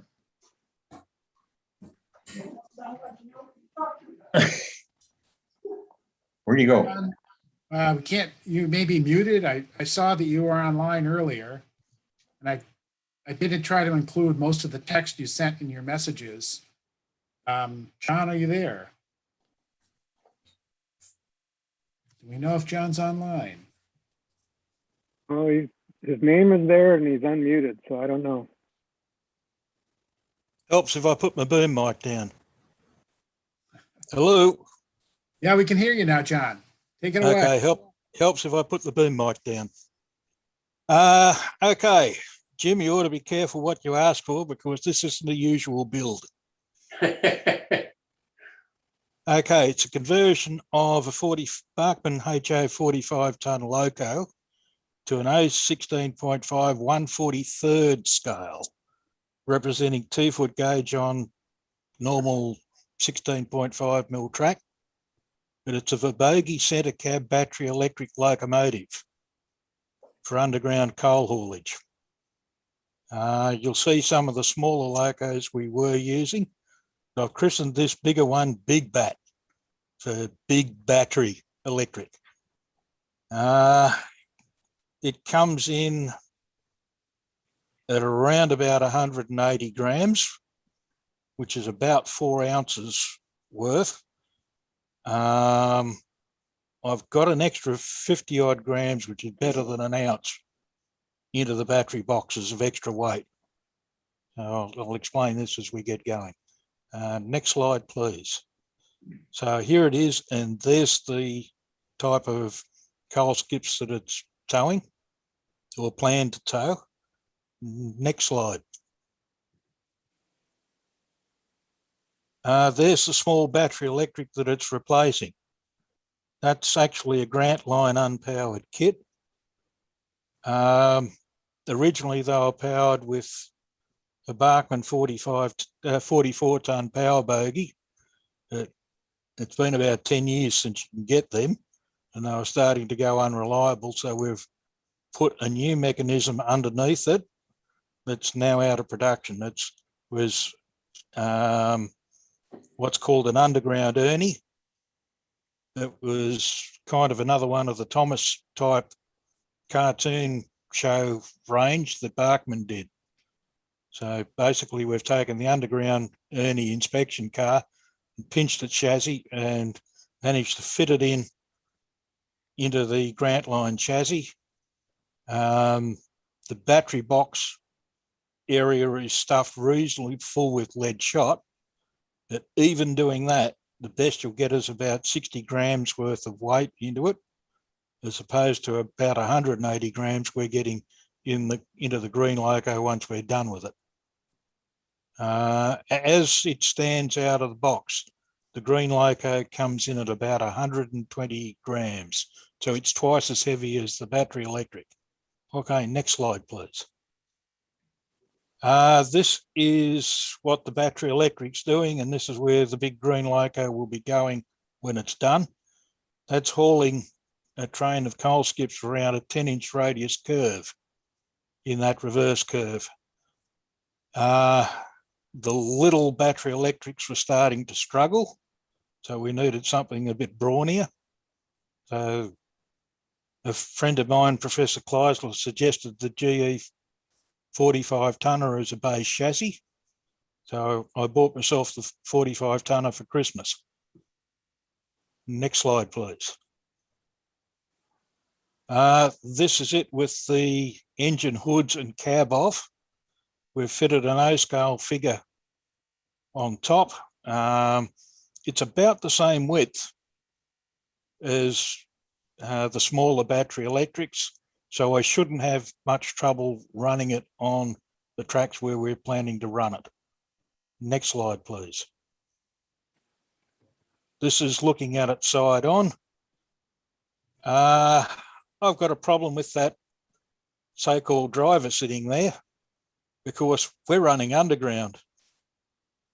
And underground, you've got relatively low roofs. So something's got to give. Next slide, please.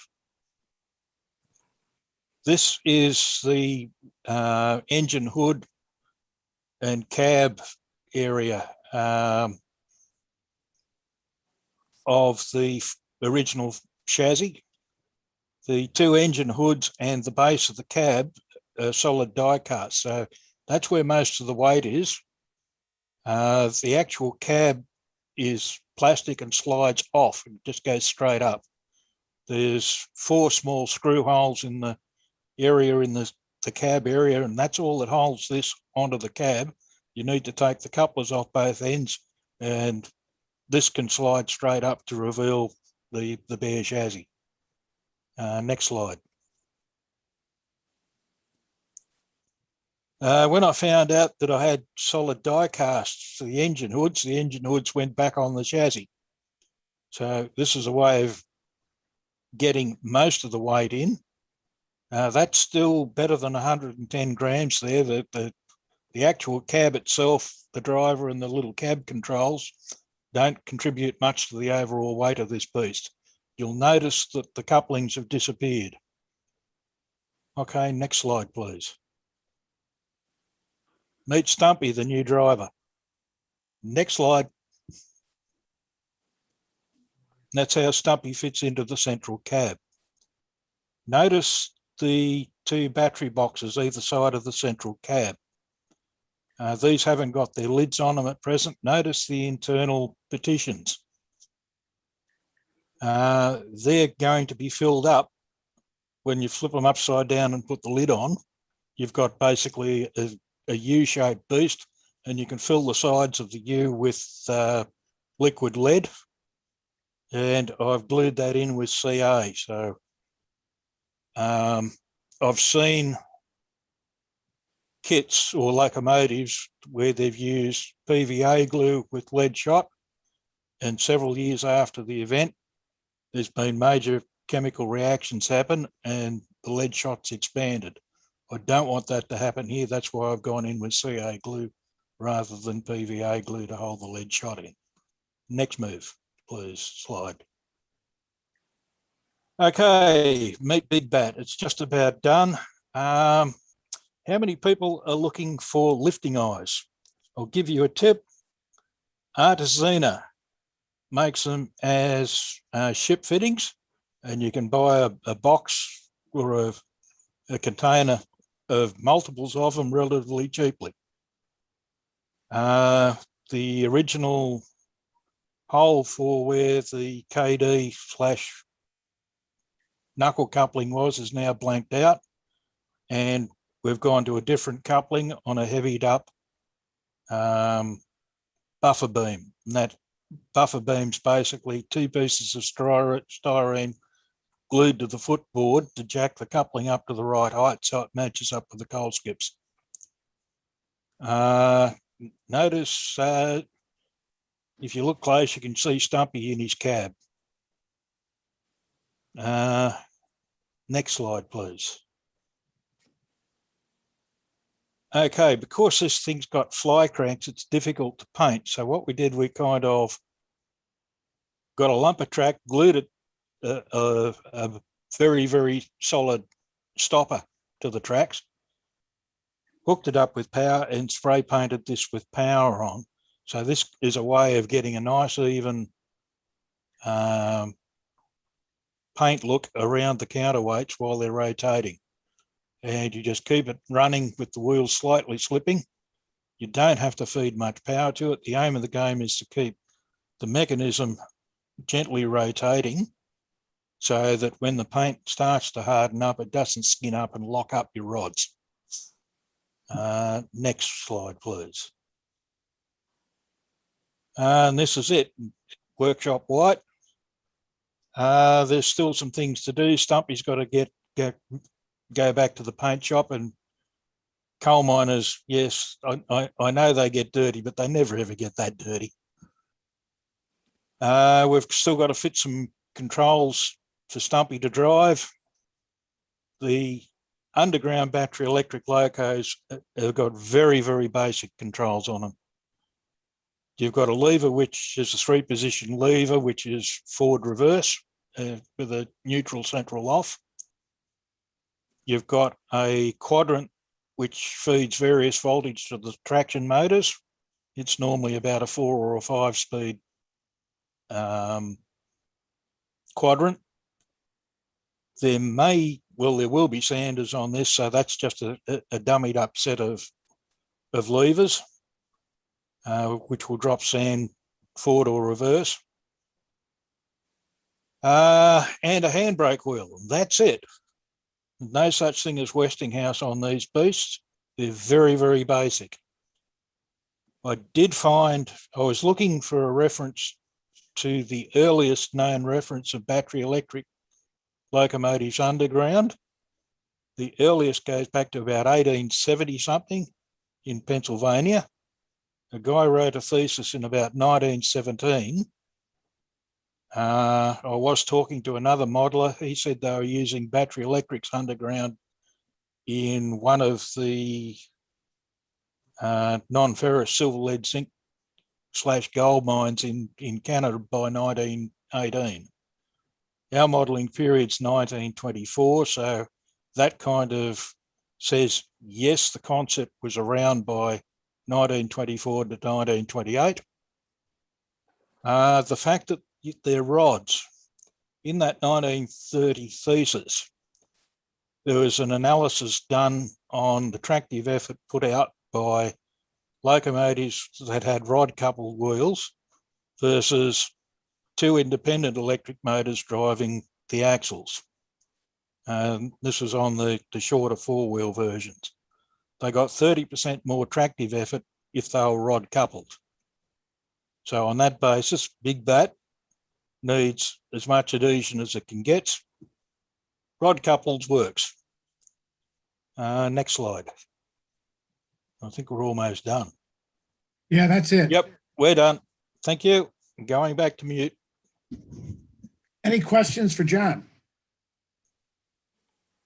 That's really creative modeling, John. Hey, we try hard. We're a bit like Superman. Yeah, John, is this old scale? Yes, it's a 16.5, 1/43 scale, Okay. using HA track to represent 2-foot gauge. Thanks, The man. reason I needed the battery or the bogie battery electric was for hauling around those 10-inch radius reverse curves. But at the real mine, there's a stretch of 1 in 8 falling grade underground. And they were the only place in New South Wales, Australia, to ever have a bogie locomotive underground. On that locomotive arrived in very late on in the 1980s or so, and it was a diesel hydraulic drive. It'd be nice to see it when you put it on the layout.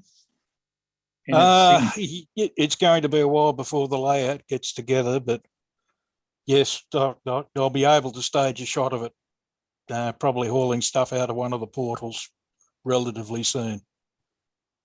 Thanks, John. John, let me ask you to do me a favor if you don't mind. Could you send me an email? Because I'd like to talk to you off the show. Okay. Thank you so much.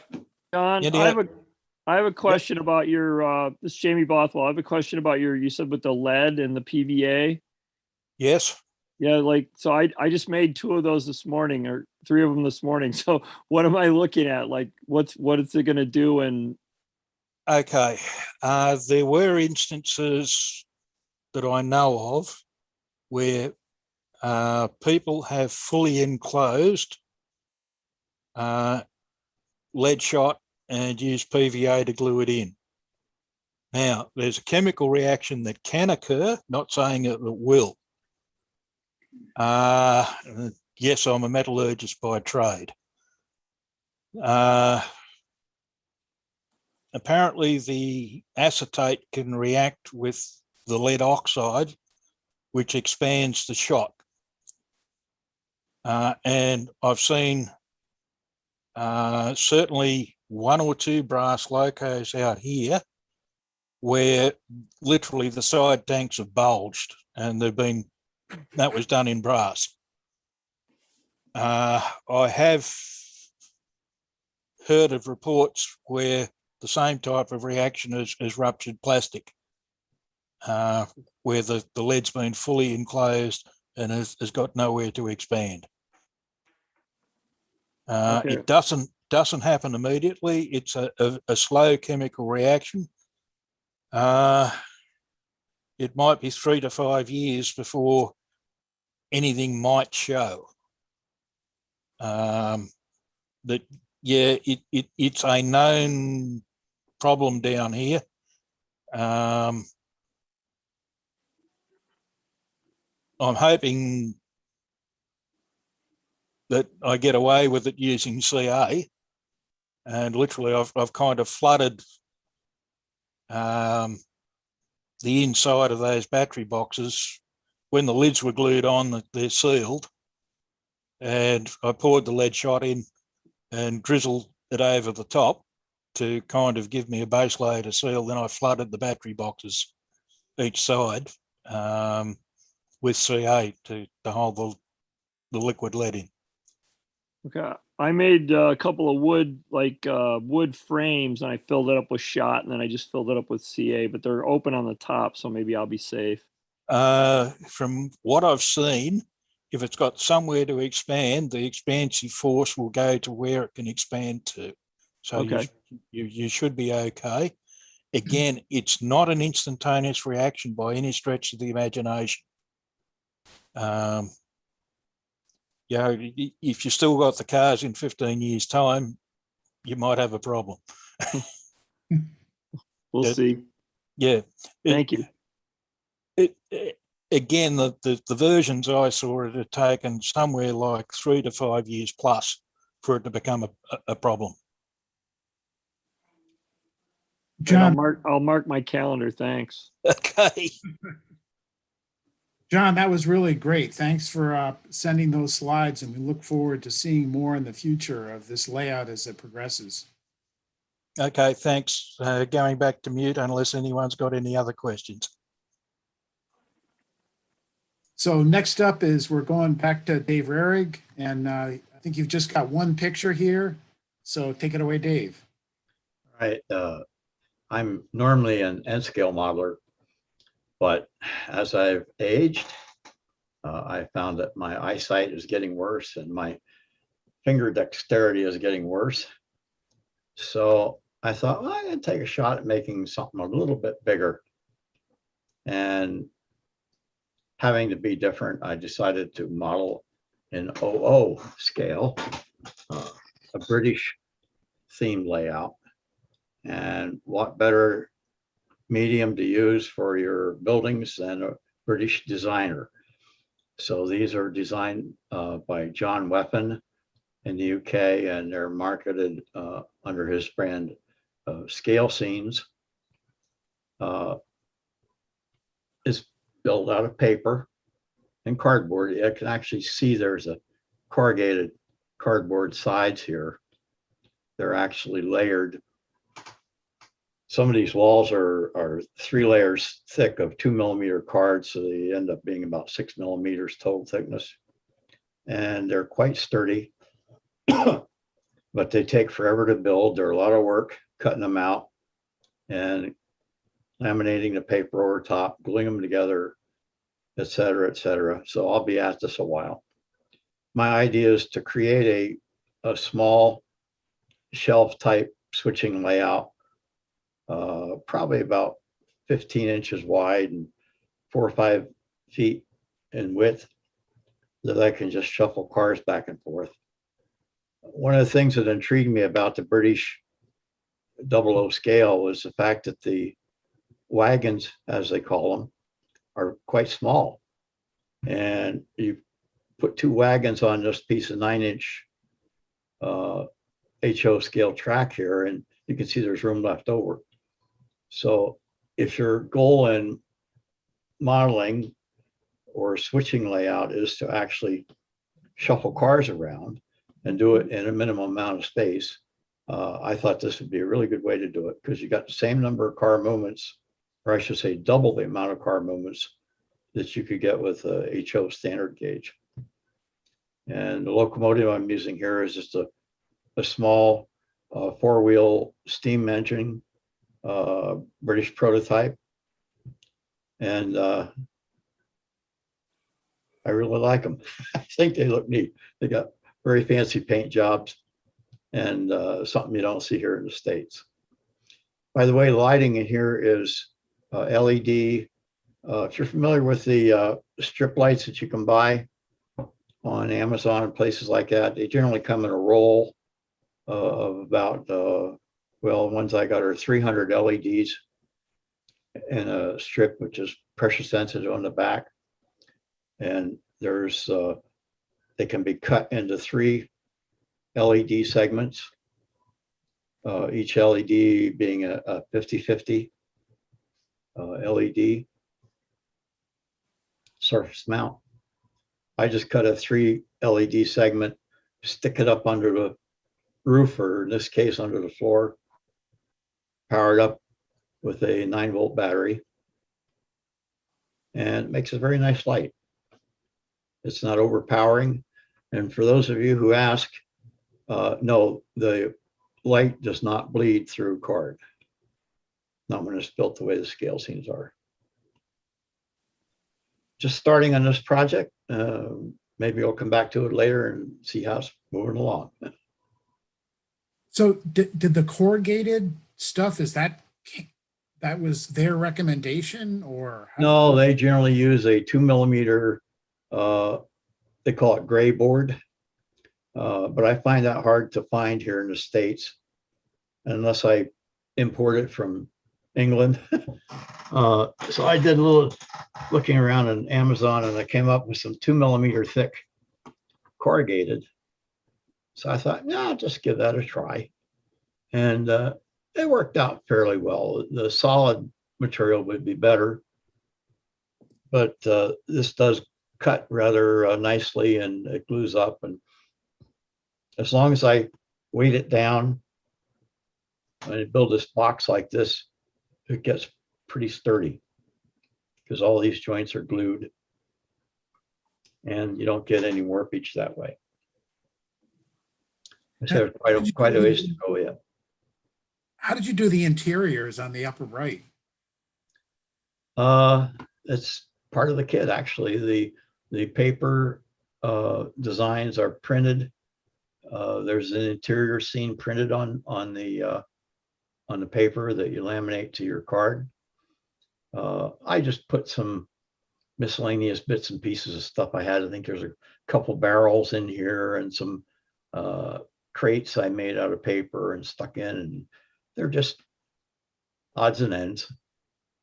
And then, like I said, the LED lights are glued onto the bottom of the floor of the second story. Run the wires down behind it and on the side and out the bottom, and stuck onto a battery.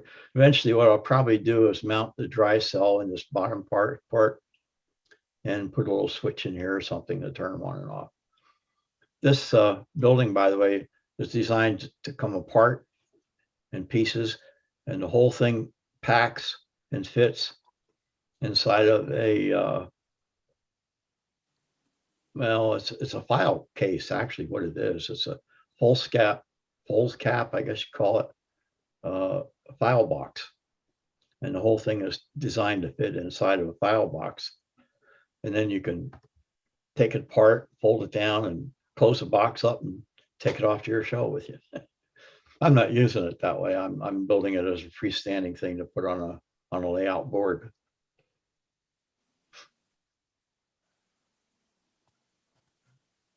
Any other questions for Dave?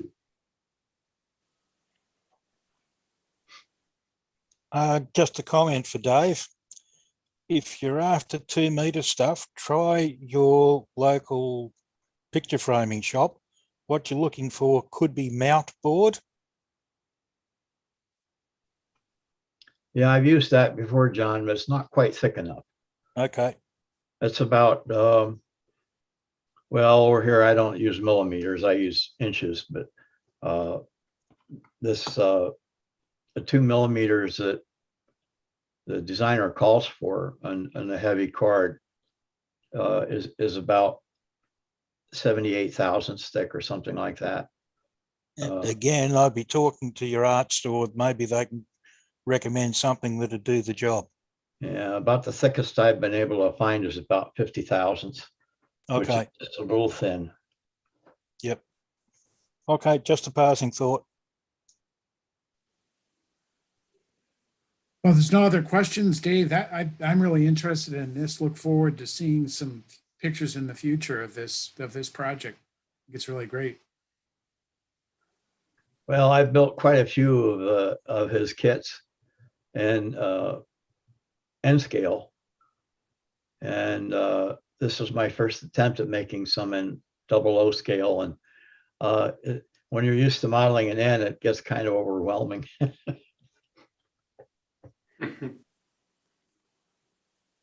Okay, now we're on to some modeling by Dave Schultz. I believe Dave is not going to be on tonight. If he is, please weigh in, unmute yourself, whatever. So I've tried as best as I can to put his notes, and hopefully I didn't mix up any of the pictures with the captions. So I'm properly representing this. And if any other folks know any other information about what he's modeling here or the kit this is based on, please weigh in here, because what I've tried to do is put all the text here that he provided so you can read it yourself. It is based on an American Standard kit. It is O scale. And then he built the sides himself. And I'll go to the next slide. So this is the dormitory end of the card. And he said he built the interior out of styrene sheet and then printed the flooring from with a computer printer, and he put bunk beds in and bathrooms and things like that. It's pretty nice detail.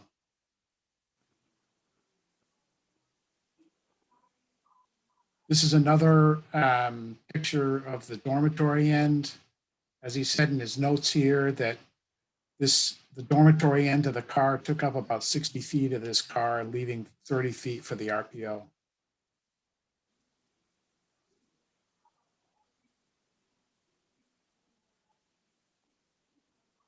And this is the RPO section.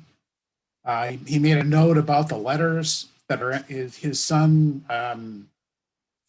printed out these letters, and you can actually read the addresses on those letters if you look at them through a Truly Loop. You can see the flooring and that detail work. It's a pretty incredible model.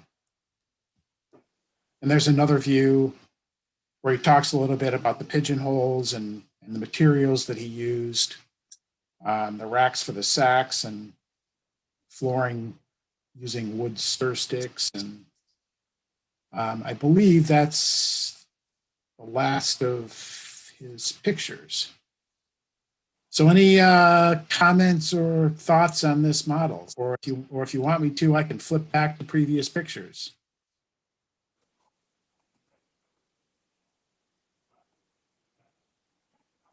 Okay, well then I'll move on to James Schultz. He actually was planning to be on tonight, but he had to work. I believe he's an engineer, so he had to go to work on whatever line he works on. So this is a makeover of a Sunset E6. And this is what it started with. This was the delivered model. that he started to work on. And oh, by the way, one of the things that I like about these pictures is it's the fact that he's showing his workspace and the materials he has, and several other folks tonight have shown their work areas. I mean, it's great to have a completed diorama and all that stuff, but I also find it really interesting to see the materials and the tools and the workspace. So then he stripped down that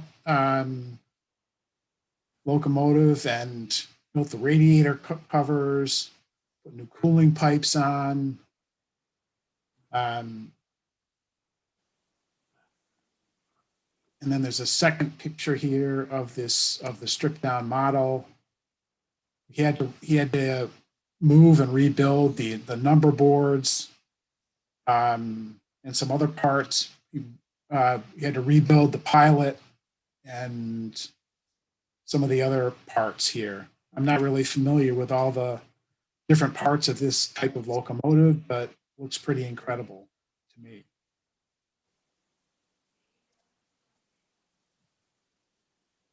And this is the painted model. He's, as he says in the notes there, that he got his decals from Circus City Decals. He used True Color paints and put a clear coat of Krylon on to seal everything at the end. And then here's the final picture with a close-up of that of the front end of that locomotive, and he provided a note about the electronics that he put in and the LEDs that he put in. So that's it from James. Any questions or comments on that model? Okay, we'll keep moving on then. So now, Dan Cohen, if you want to talk a little bit about your card model, so we get to actually see another variant of that model, which I think is great after hearing Dave talk about his final segment. Can you hear me? Yep. I don't know if I want to go after all these people. I think I should have gone first because I love trying new stuff. So everything I do is new. And so I'm a novice every time I do it. So this card model was new to me, but I just wanted to thank him for his direction and his tips, because everything he said, really was helpful on this. Unfortunately, what makes card modeling expensive is the ink that you have to use. And I've run out of color ink. So I still have to put that roof on at this point, but I just wanted to show some in progress pictures and talk about some of the things. So one of his tips was, don't use X-Acto blades. He's correct. I've destroyed all the X-Acto blades I have had with this, and so I have to get more of those. And you can see from this picture alone all of the fraying that's happened. From a distance, he could get away with it, but not up close like this. So you want to go to the next picture. I tried to give a picture here to show a little bit of what the tape on the glass, how it would look, trying to get some angle to it from some light outside to show you how much of a difference that makes. It's an okay picture for that, but it does make a difference up close, having that layering and having the tape in there as well.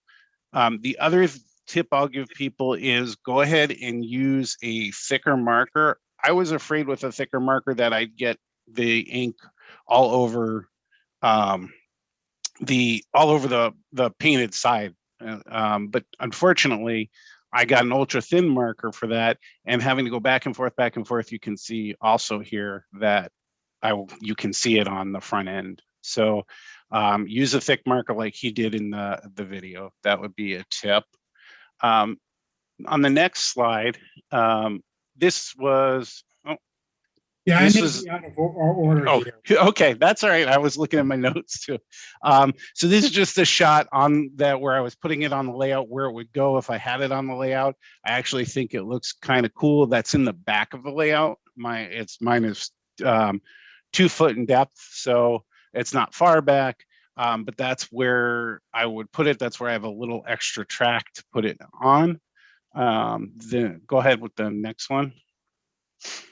Okay, and so this also, so that engine is 6-axle engine. So this is HO scale. This is a little short for that. So I'd probably, if I slam those doors down, it'd probably break the couplers on the engine. So it doesn't quite fit that way. But if I kept the back open or something, you might not see it, that sort of thing. And then I think tonight, and I caught it late, I think in tonight's segment, but I would probably raise this up and do like a concrete floor and put the track in concrete.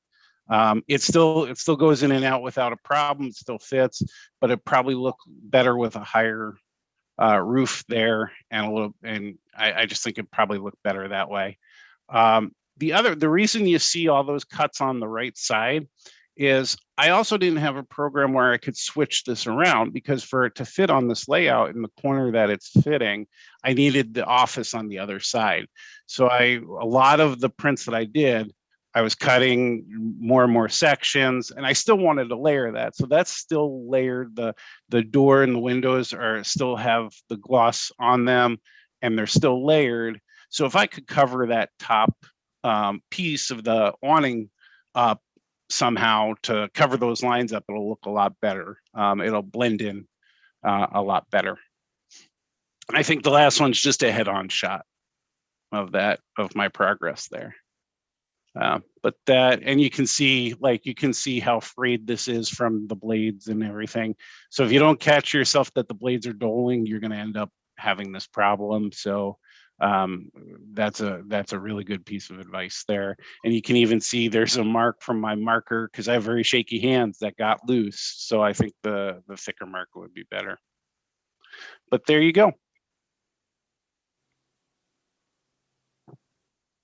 Dan, I thought this was great. I mean, that's a work in progress and a first attempt. I think I have a lot of card modeling in my future, given what I'm going to try to accomplish. So I definitely appreciate your seconding the advice and stuff. What I don't remember the name of the cutting tools that I think Dave recommended. I need to get some of those. Were those the ones from Home Depot or something? It's a sliding knife that where the blades actually, you just break them off if they chip or whatever. I have one of those. The problem with mine is it's broken and it doesn't hold the blade. So I literally have to hold the blade with my hands. So it wasn't comfortable for me to do. If that wasn't my problem there, I would have worked with that. I would have broke off the blade, moved to the next one and that sort of thing. But because the X-Acto blades, that's much cheaper than doing X-Acto blades. So Hey, that's Dan, why. Yep. Dan, the one I have is an Olfa, OLFA is the brand, and it has the part that holds the blades is actually metal. It's inside of a plastic handle, but the blades slide in like a metal sleeve, and it holds them pretty solid, and that way they don't wander all over the place. Yeah, and I like mine too. I just haven't replaced it. So I would recommend trying that one. Dan, this is Paul Legri.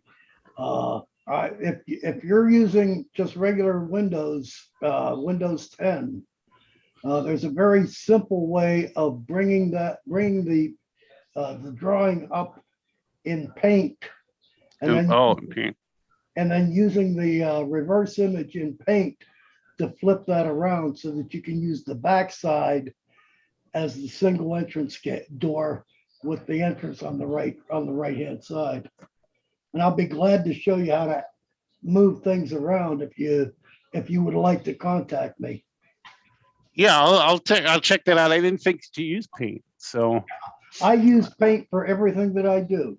It's a very simple program to learn, and it's a very simple program to use. I appreciate that. Not a problem, sir. So Paul, now that you brought that up, so if you were to start from scratch and say had photographs, of a building that you wanted to make a card model of, how would you use that in terms of using paint? Well, what I would do is I would import the photograph, or at least part of the photograph, into paint. And that's done very simply by just hitting your, bringing up the photograph and hitting print screen on your keypad, and then opening up paint and hitting import and import that into paint. Once it's into paint, then you can manipulate it into different sheets and so forth. And like say with a small area, like if you can give me a call, do you by chance have are you on Facebook as well, Jamie or Jeremy? I am not on Facebook. Okay, well, I'm on FaceTime, and I would love to have you call me on FaceTime, and I could show you physically what I'm doing, just like we're doing here on the Zoom meeting. Yeah, that'd be great. I think I've got your email address, so we can set up a FaceTime session. Yes. And Dave is more than willing to help in anything, any questions that anybody might have. And like I say, I'm more than willing to help in any way you guys might want to redesign a building or design something yourself. It's not really hard to do. And like I say, within a few hours, you can be changing this building around to making a freight warehouse out of it. I can give you some doors, loading doors that you can import and put the loading doors into the side wherever you want. And just by splicing this, you can take this one building, and just by splicing this together, you can make any modern warehouse building you want, because all the raw material is right here. Okay, great. Okay, I think we're thanks Dan for that work. I thought it was really interesting. Next up is Jamie. We've got 3 slides from Jamie on some S-scale kits. Yeah, hi. Okay, so I was building a couple S-scale kits. These are like old school, probably older than I am, and I'm old. So anyway, I picked them up at a convention one year, or I acquired them over the years here and there. But anyway, so this one, this is a mainline model stock car. And what I thought I would do is kind of show you where I'm at, and next month or whenever the next one of these is, I'll show you what progress I've made. So I couldn't really find any pictures of these online, the prototypes, but I found some interesting model ones. And my favorite one had they'd painted the roof black. It's probably not prototypical, but I like the look. So I gotta, now I'm at the point now where I gotta drill all the grab iron holes and go at that. So I'm at the point where I have to do some of the fussy little stuff. So anyway, all right, so that's it for that one. Okay, so this one is a Southern Big John hopper. This is an Amity Star kit. These kits are notorious for requiring extra input from the modeler in terms of the engineering, because there's always something that's goofy with these. The guy who made these was a great guy, but he was not an engineer. So there's always a little extra engineering you have to do. And of course, this being the stock car was supposed to be wood, steel bracing, but this car is supposed to be a metal car, and so you have to take all that wood and seal it and sand it and seal it and sand it and seal it and sand it and try to get it look smooth. So I'm embracing the challenge of that in an attempt to make the car look like metal as opposed to wood. So I'm interested to see when I spray paint it what it'll turn out looking like. All right, let's see the next one. Okay, so this one is a Rankin's milk car. It's this Kinsman made a whole series of these reefer kits. Kinsman had a whole series of kits, and of course the S-scalers mostly know this story. But the guy who made the Kinsman kits worked for Northeastern Scale Models, and he would go in on the weekends and make the Kinsman kits. and it came to light that he wasn't paying for the wood. So, so that ended up as something of a scandal. And so anyway, these, but you still find these around. I mean, they haven't been made in, oh gosh, probably 40 years or something. But anyway, they're maybe even longer. I don't really know. But so you can see this one. It's the side of the car is 3 pieces. There's a a printed side. These are kind of this one and the stock car both. Like the stock car just has a lettering panel. But I'm intrigued by the idea that I don't have to put any decals on. I like to put on decals, but the idea that when I build the car, it'll be already painted. It's just kind of cool. But anyway, then there's a door piece, and then there's another end down here, right? And so the other side's got the same side. So you can see you're looking through the car here. And I couldn't glue the sides on because I had to work out a weight. And I built these weights today that were lead shot that I glued with PVA. So I'm a little concerned now. But I'm hopeful they're just a wood, like a wood frame that I put the shot in. I think you probably heard when I said to John about that. So anyway, hopefully it'll be all right. And if not, well, we'll work something else out. So, but anyway, I'll come back next month, hopefully, and show you what progress I've made on these. So, and then I think that's the third one. So there you go. Any questions?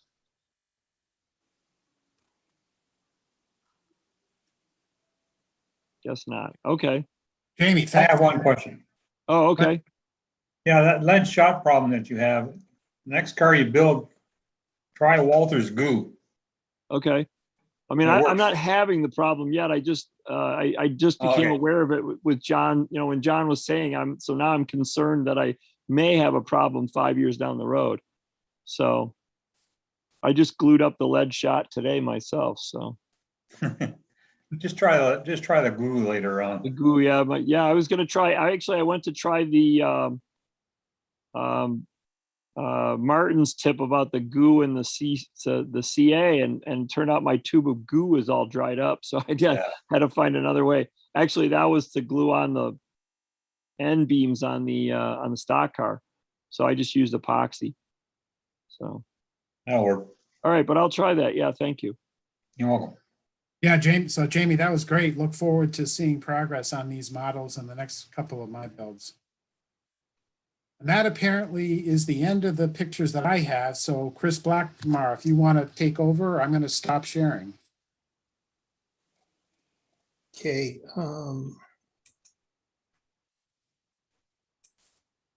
Bear with me 1 second while I get this going.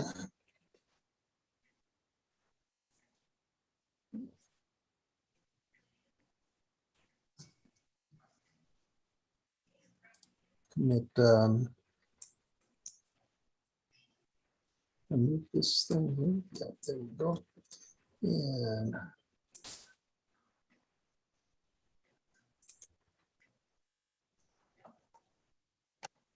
let's see here. How come my slideshow isn't going here?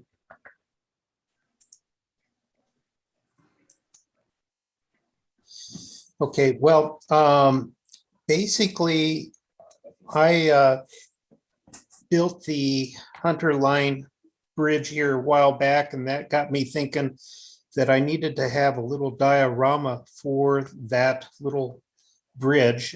So I decided to make a small diorama. It's going to have about 5 structures on it. So I went and found a few places for some inspiration. The first thing is from a Gazette, back in '88. This was from a Malinowski and Hodges build, and there's building plans for this, but basically I'm going to be doing the freight house here, scratch built all in styrene. And then this structure here will be slightly modified, but the stonework and everything is going to be built out of balsa foam. And then of course this will all be wood for the decking there. And how come I can't? The second piece of inspiration comes from the Thomas York sketchbook here. And I just went in and grabbed one of his drawings. It's basically his classic Bordello kit. Basically, I'm going to be using a hydrocal casted kit for the bottom part here of the hotel structure. And then the other two structures, this being one of them, and then the side structure here, which I'm going to probably turn into a barber shop, will both be wood and styrene. And for those of you that are not familiar with the York Bordello kit, again, the base is all hydrocal cast, and it's kind of a rundown, dilapidated type of structure, as you can see from this. So that's the couple of things that I'm starting with for my basics on this little diorama that I wanted to build for the bridge. For the structure that's the hydrocal, I decided to use a Downtown Deco's kit. This is a pool hall, and of course I had to come in here, and I'm going to have to do some pretty heavy modifications to this kit to turn it into the base for that hotel. So this kind of shows you where I'm at currently with this. I've gone through and I had to make some pretty drastic cuts on the walls and the plastic or the styrene front wall casting. And this is the top of the base. This is some just preliminary base colorings done at this point in time. This I bring up because for the newer modelers or those of you that have just coming into the hobby and think that everybody here just does it as a single straight shot, we never have any problems. I actually measured this wall 3 times, cut once, and lo and behold, I still miscut it. I cut the wrong end. And so this shows here where I glued it back into place. And a little bit later on, I'll show you how I'm going to go on ahead and hide this little faux pas. You can also see a little bit more of the coloring here that I've done. And you can see the top, this is the second layer of coloring on the sidewalk. This shows the sidewalk being colored a little bit further and the edges with a little bit more additional coloring. And I'm now getting ready to actually start getting into my weathering layers. This is the first pass at the weathering layers on the sidewalk part of it. So that's kind of where I'm at on this at this point in time. This is the front wall styrene casting that comes in the kit. Again, I had to make some pretty drastic cuts on this thing and do some modifications. At this point in time, this is just with the base coloring on it and the base painting on it. As you can see, I'm going to make this a pretty dilapidated rundown type of structure. And then returning to that first structure that I showed you, the freight house and station, this is the scratch-built styrene boxcar that I'm working on. And this is just the base coloring. I'm now actually getting ready to start actually adding paint and paint coloring to this styrene boxcar. For those of you that are not familiar with Dr. Ben's baby building blocks, that's what these are. The building blocks are nothing more than really cut linoleum pieces. So if you're interested in what linoleum can look like in HO scale, this is the type of texturing you can get out of that in HO scale. And just for Martin, I decided to break off my queen post here and add just a strip of wood for that block. The underbody is not detailed because quite frankly, none of this will be seen once we get the decking in front of it. And that's basically my presentation here. I'll be adding all of these structures to the sandbox series here in a few months as I get them completed and documented, but it takes me about 3 to 5 times the amount of time to do the documentation it does to do the build. Are there any questions?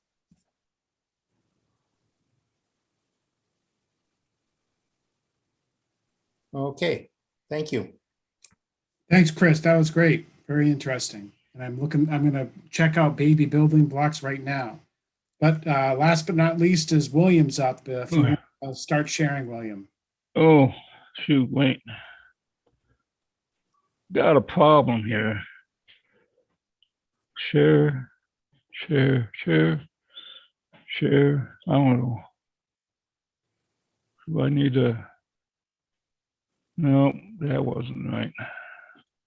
Well, anyway, let me tell you what the problem is. Can you hear me all right? Yes.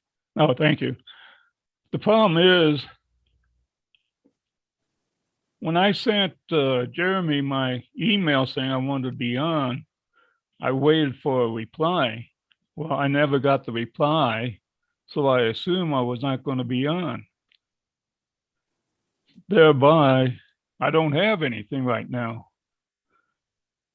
So that's about it. Sorry about that. Oh, stop sharing. Oh, shoot. Where'd it go? Yeah, William. Am I? Sorry about my delay in replying. I had a number of issues I was dealing with as well. So, but I think we've kind of gone beyond our time frame anyway, and get you on the schedule for the next My Build. I don't think. Yeah, September. Yeah. September ones. All right. Great. I'll make sure Chris Course knows to get in touch with you and make that happen. Okay. Thanks for Thank all the you. callers. Thought it was a good segment tonight. Back to you, Jim. Hey, Jeremy? can I just make just one quick comment? I Sure. just wanted to thank Paul for bringing up the paint program while we were going through the others. I also, while I was watching them, I was also working on it, and it is pretty simple to do that alteration in there. So that's really cool. So thank you for that tip. Well, you know, Paul is offering to work with anybody to try to help them with their card modeling and the design of it, and to take a building from what you may find and convert it into something that you'd really like to build. And I know that he's sincere about doing that, because he's been trying to get people to do that ever since I met him, and that's been quite some time ago now. So I know that he's really sincere about when he says, if you have any questions, please contact me and I'll walk you through it. I'll help you to be able to do what you want to do. He really means that. And Jeremy, I want to thank you again so much for everything that you've done to replace Chris this summer. And I agree with you. I think we've had a great show tonight, and I really appreciate everybody who volunteered to share with us. I think it was a great evening, and I just can't thank everybody enough for participating. Well, that's it for tonight. Next show, next Wednesday, James Schultz is supposed to be here. James, we had a modeler send in a question, I don't know, 2 months ago, something like that. And he wanted to know, how do you take a cheap car and turn it into something that you can really be proud of? How do you take off the molded on details and replace those details and that kind of thing? And James volunteered to do a segment on how to do that, and to demonstrate how to take a very inexpensive kind of car. I think the one that he's going to show you, it cost him $1, I believe, at a train show. It was just one of the junk models that everybody sees when they go to these train shows. He paid $1 for it and converted it into something that I think is really special. And that'll answer, hopefully, that modeler's question. And then Martin Breckbill will be back, MMR, building scratch building another car for us. And our featured modeler is somebody that I just met fairly recently, because I had a member from the show recommend that I contact him and have him on the show. It's Roger Rasmussen, who owns Coastmans Scenic Products. And he builds some of the most beautiful trees I've ever seen. And I think you're really going to be interested in talking with him and having him tell you about how he builds his product and showing you what he really has accomplished with his trees that he builds. He's also offering a door prize that evening of one of his trees. And I think that's really something for him to do. So that's our show coming up on the 25th. I hope you'll be with us and join us. Meanwhile, I hope you'll go to our website and make sure that you are subscribed so that you're eligible for the door prizes. And you'll find out about all of the login information that you need to join us for the future. Thanks again for coming. Wish you all the best in your modeling and see you next time.